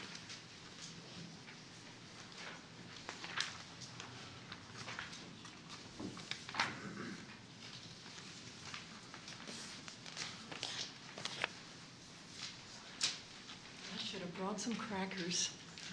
This is a long meeting. Good afternoon, Commissioners and Judge O'Hara. My name is Cherry Langford. I was born and raised in Fort Worth. I retired from Birdville ISD, and I'm a deacon at Broadway Baptist Church. I'm here today because of the in-custody death of Robert Miller in our jail in 2019. This tragedy continues to wash over me as I try to make sense, just like the pastor said, of the intentional beating of Tyree Nichols, followed by immediately by the intentional lack of medical care. This just seems like a system fail to me, and I hope you can agree on that. Tyree was pepper sprayed 3 times, so was Robert Miller. No one with authority reported the pepper spray, and yet what was reported? Drugs. Drugs. Let EMS or JPS Hospital think these men are at death's door because of their drug use or abuse. It's just despicable to me in 2023 that officers can still pull that out of the air when dealing with black men. This is a system fail. Despite a multitude of failures which ultimately led to Tyree Nichols' death, the Memphis Police Department did the right thing, like she said, and released the body cam videos. But the same cannot be said about our Sheriff's Department.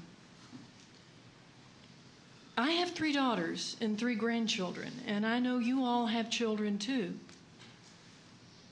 And I know that if one of our children, God forbid, ended up dead in a jail or beaten beside the road, nothing on God's green earth would stop us from resting until we saw a video. I would not let that stand. You would not let that stand. We would demand that video. And I think we would get it because of the way I look and who I am and where I live. It's time, it's past time for this court to act and release the video. even if it doesn't show us anything. We want to see it. And anything else pertinent to that incarceration and death. It's the right thing to do. It's the Christian thing to do. It's the humane thing to do. Thank you. Thank you. Becky Delane. Close.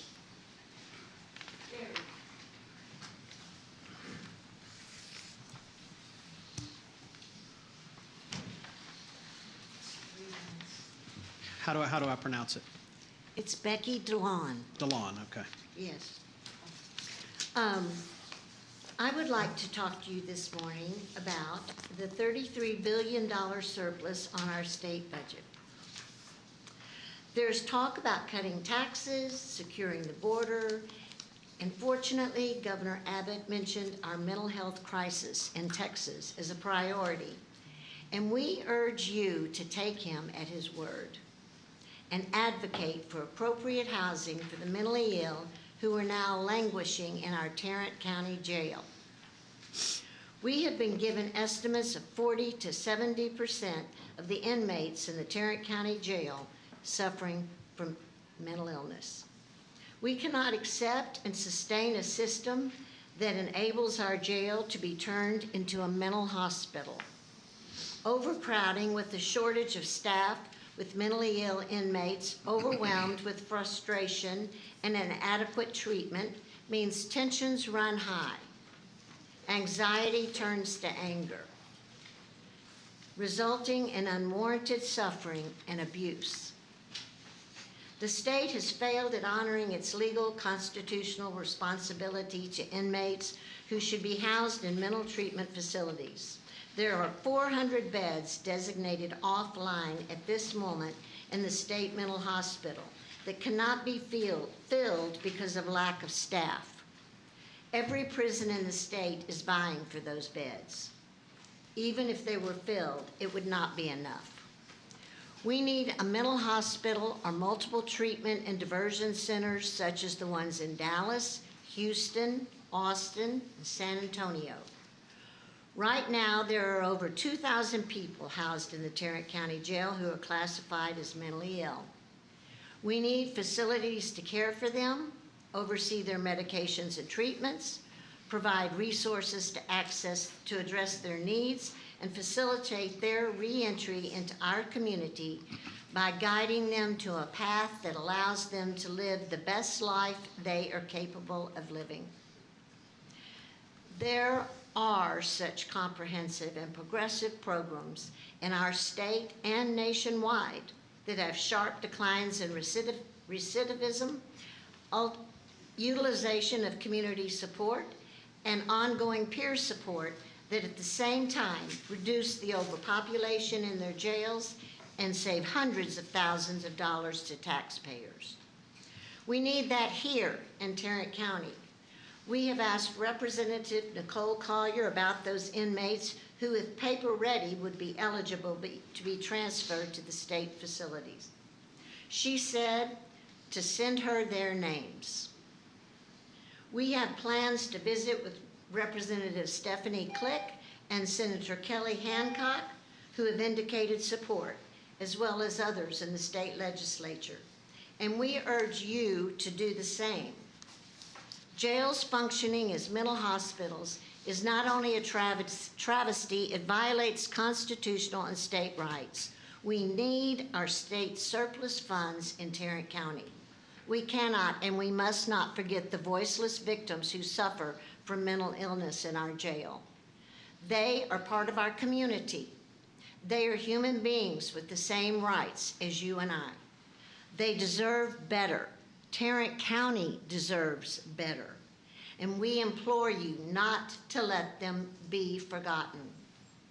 And we ask that you meet with us and let us know how we can support you in this noble, humane, and honorable endeavor. Thank you. Thank you. Doreen Geiger.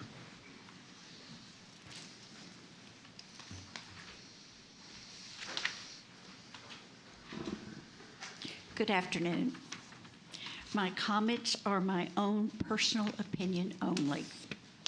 While touring the jail recently, I learned of the overcrowding problems facing our jail. I learned from the sheriff that 70% of the inmates are experiencing mental illness. About 184 of the inmates have been declared incompetent to stand trial and have been in our jail for months and some for years. They do not belong in our jail. They should be in a state hospital. Several hundred inmates are paper-ready felons. They have already been tried, convicted, sentenced, and they should already be in a state prison. According to state statute, the state is required to accept inmates and patients into their prisons and hospitals. Texas prisons and hospitals are not accepting inmates from Tarrant County, and they are not paying our county for housing them. So the burden is 100% on Tarrant County. To reduce overcrowding in Tarrant County Jail, please consider taking the following actions. First, I hope Tarrant County will work with Dallas, Harris, Bayer, Travis, and El Paso counties and file lawsuits on the same day against the state of Texas for the same two theories, stating the state must accept paper-ready felons into state prisons and the state must accept patients into state hospitals if they have been deemed incompetent to stand trial. Second, Tarrant County must provide more training to law enforcement officers to help them make better use of the jail diversion center. This Commissioner's Court established the diversion center for officers to have a place to take mentally ill persons who were picked up for very minor offenses such as trespassing. The center has not been used to its capacity, which has resulted in many people being brought into the jail every day for minor offenses. Last year, the previous Commissioner's Court administration made a commitment to investigate why the Mental Health Jail Diversion Center is underutilized, but there has not been a follow-up since then. Dallas County has already given notice to Texas that it plans to file a lawsuit against the state this month. I believe the date is February 24th. Since the jail needs to begin to remodel its HVA system in about 4 months, it is imperative to take action to reduce the jail population. Thank you. Thank you. Next is Catherine Godby.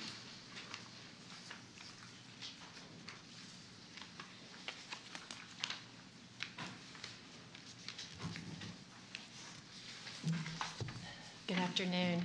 I'm Catherine Godby. I live in Arlington.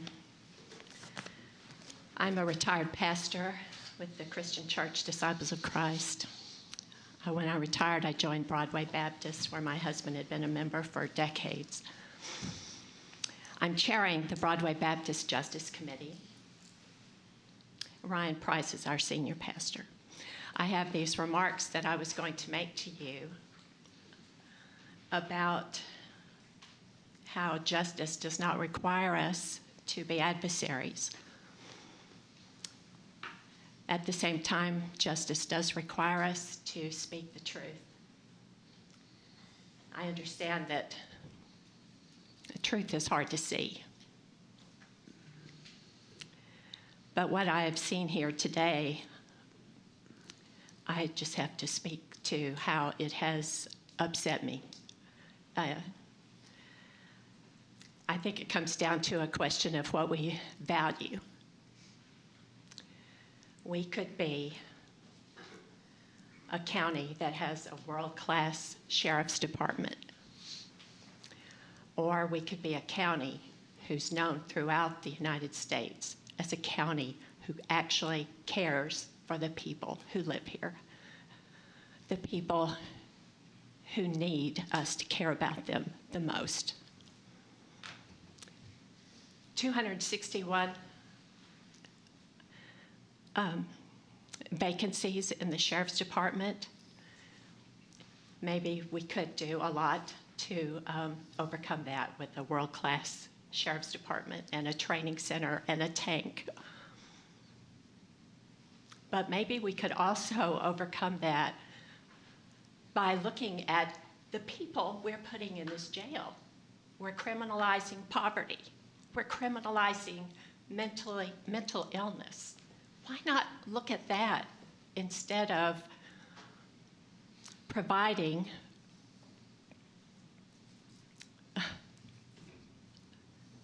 I'm not speaking for Broadway here. I'm speaking for myself. But why not care for people who need to be cared for instead of providing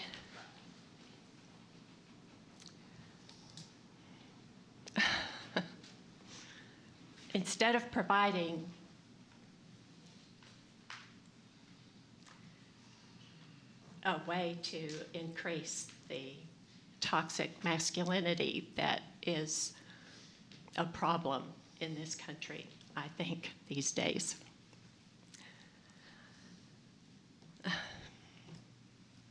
I just hope that this county can become a county that cares.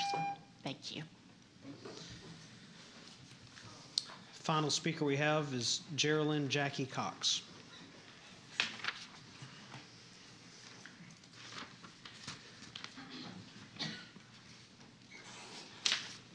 Thank you, Commissioners, for your attention to these matters about the jail and the mental health issues. I was, in 1991 and 1992, I was the General Counsel to the Board of Directors of the Texas Department of Criminal Justice. That was the period when we were busy building new prisons so we could hold people more and more and more and more.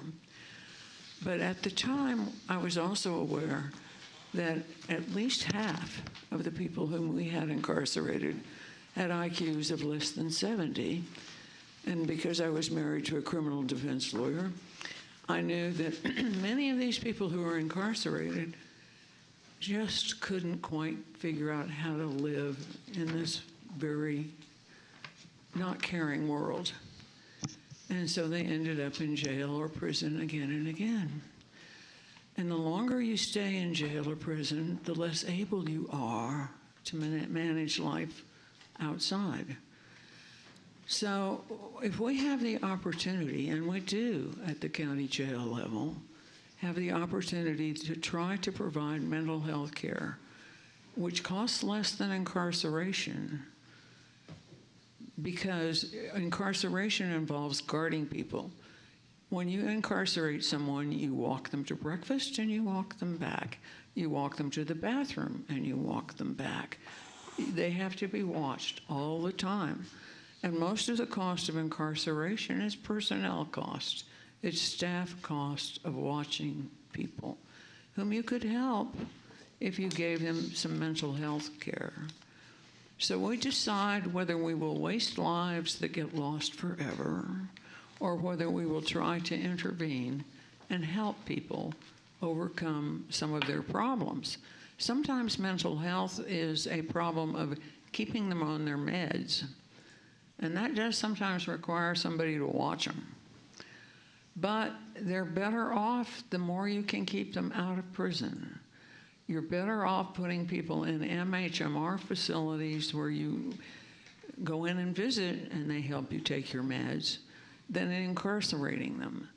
That spares misery for the families, misery for the people who are involved, and it is more gentle on my tax bill and on everybody's tax bill, because we pay for them while they're here. When they go to the state, we pay for them there too. So I, as a taxpayer, do not escape the tax bill. It just moves around. Sometimes I pay for them here, sometimes I pay for them at state prisons. But if we could figure out a way to have fewer of them in state prisons for less time, we could do a favor to everybody. Thank you. Thank you.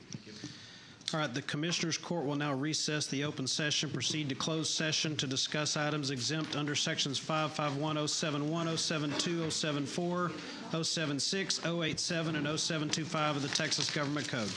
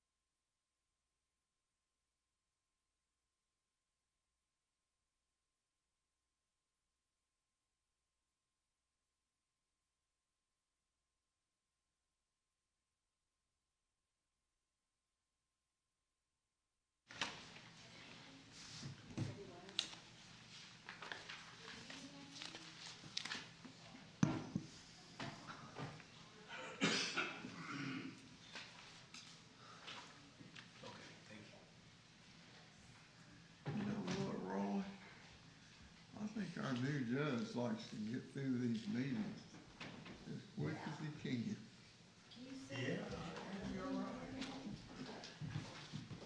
We're doing a few runs in here.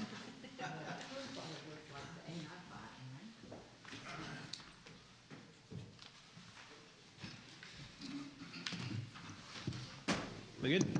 Okay, we're back into open session after convening in closed session. We do have one item to address, which is approving or discussing the settlement of a claim involving an automobile accident. Mr. Crowderville. Thank you, Judge. Members of the court, Judge O'Hare, the Criminal District Attorney's Office is asking for approval of the settlement agreement and full, final, and complete release with Jalen Sanders for claims made against Tarrant County, Texas, and also authorization for the release of the settlement check prior to it appearing on the claims register. Move approval. Second. Please cast your vote. All right, that passes unanimously. That's all we have for today. Well, I'll entertain a Judge, motion to adjourn. Oh, yes, you have something. One last thing, the clerks have reminded me to request that the court receive and file the employee recognition. Okay. The employee recognition from earlier today. Vote to receive and file employee recognition. Second. I have a motion and a second to receive and file the employee recognition. Cast your vote. Passes unanimously. And a motion to adjourn. Motion. I have a motion. I have a second. Please cast your votes. All in favor, aye. We are officially adjourned. Hang over there.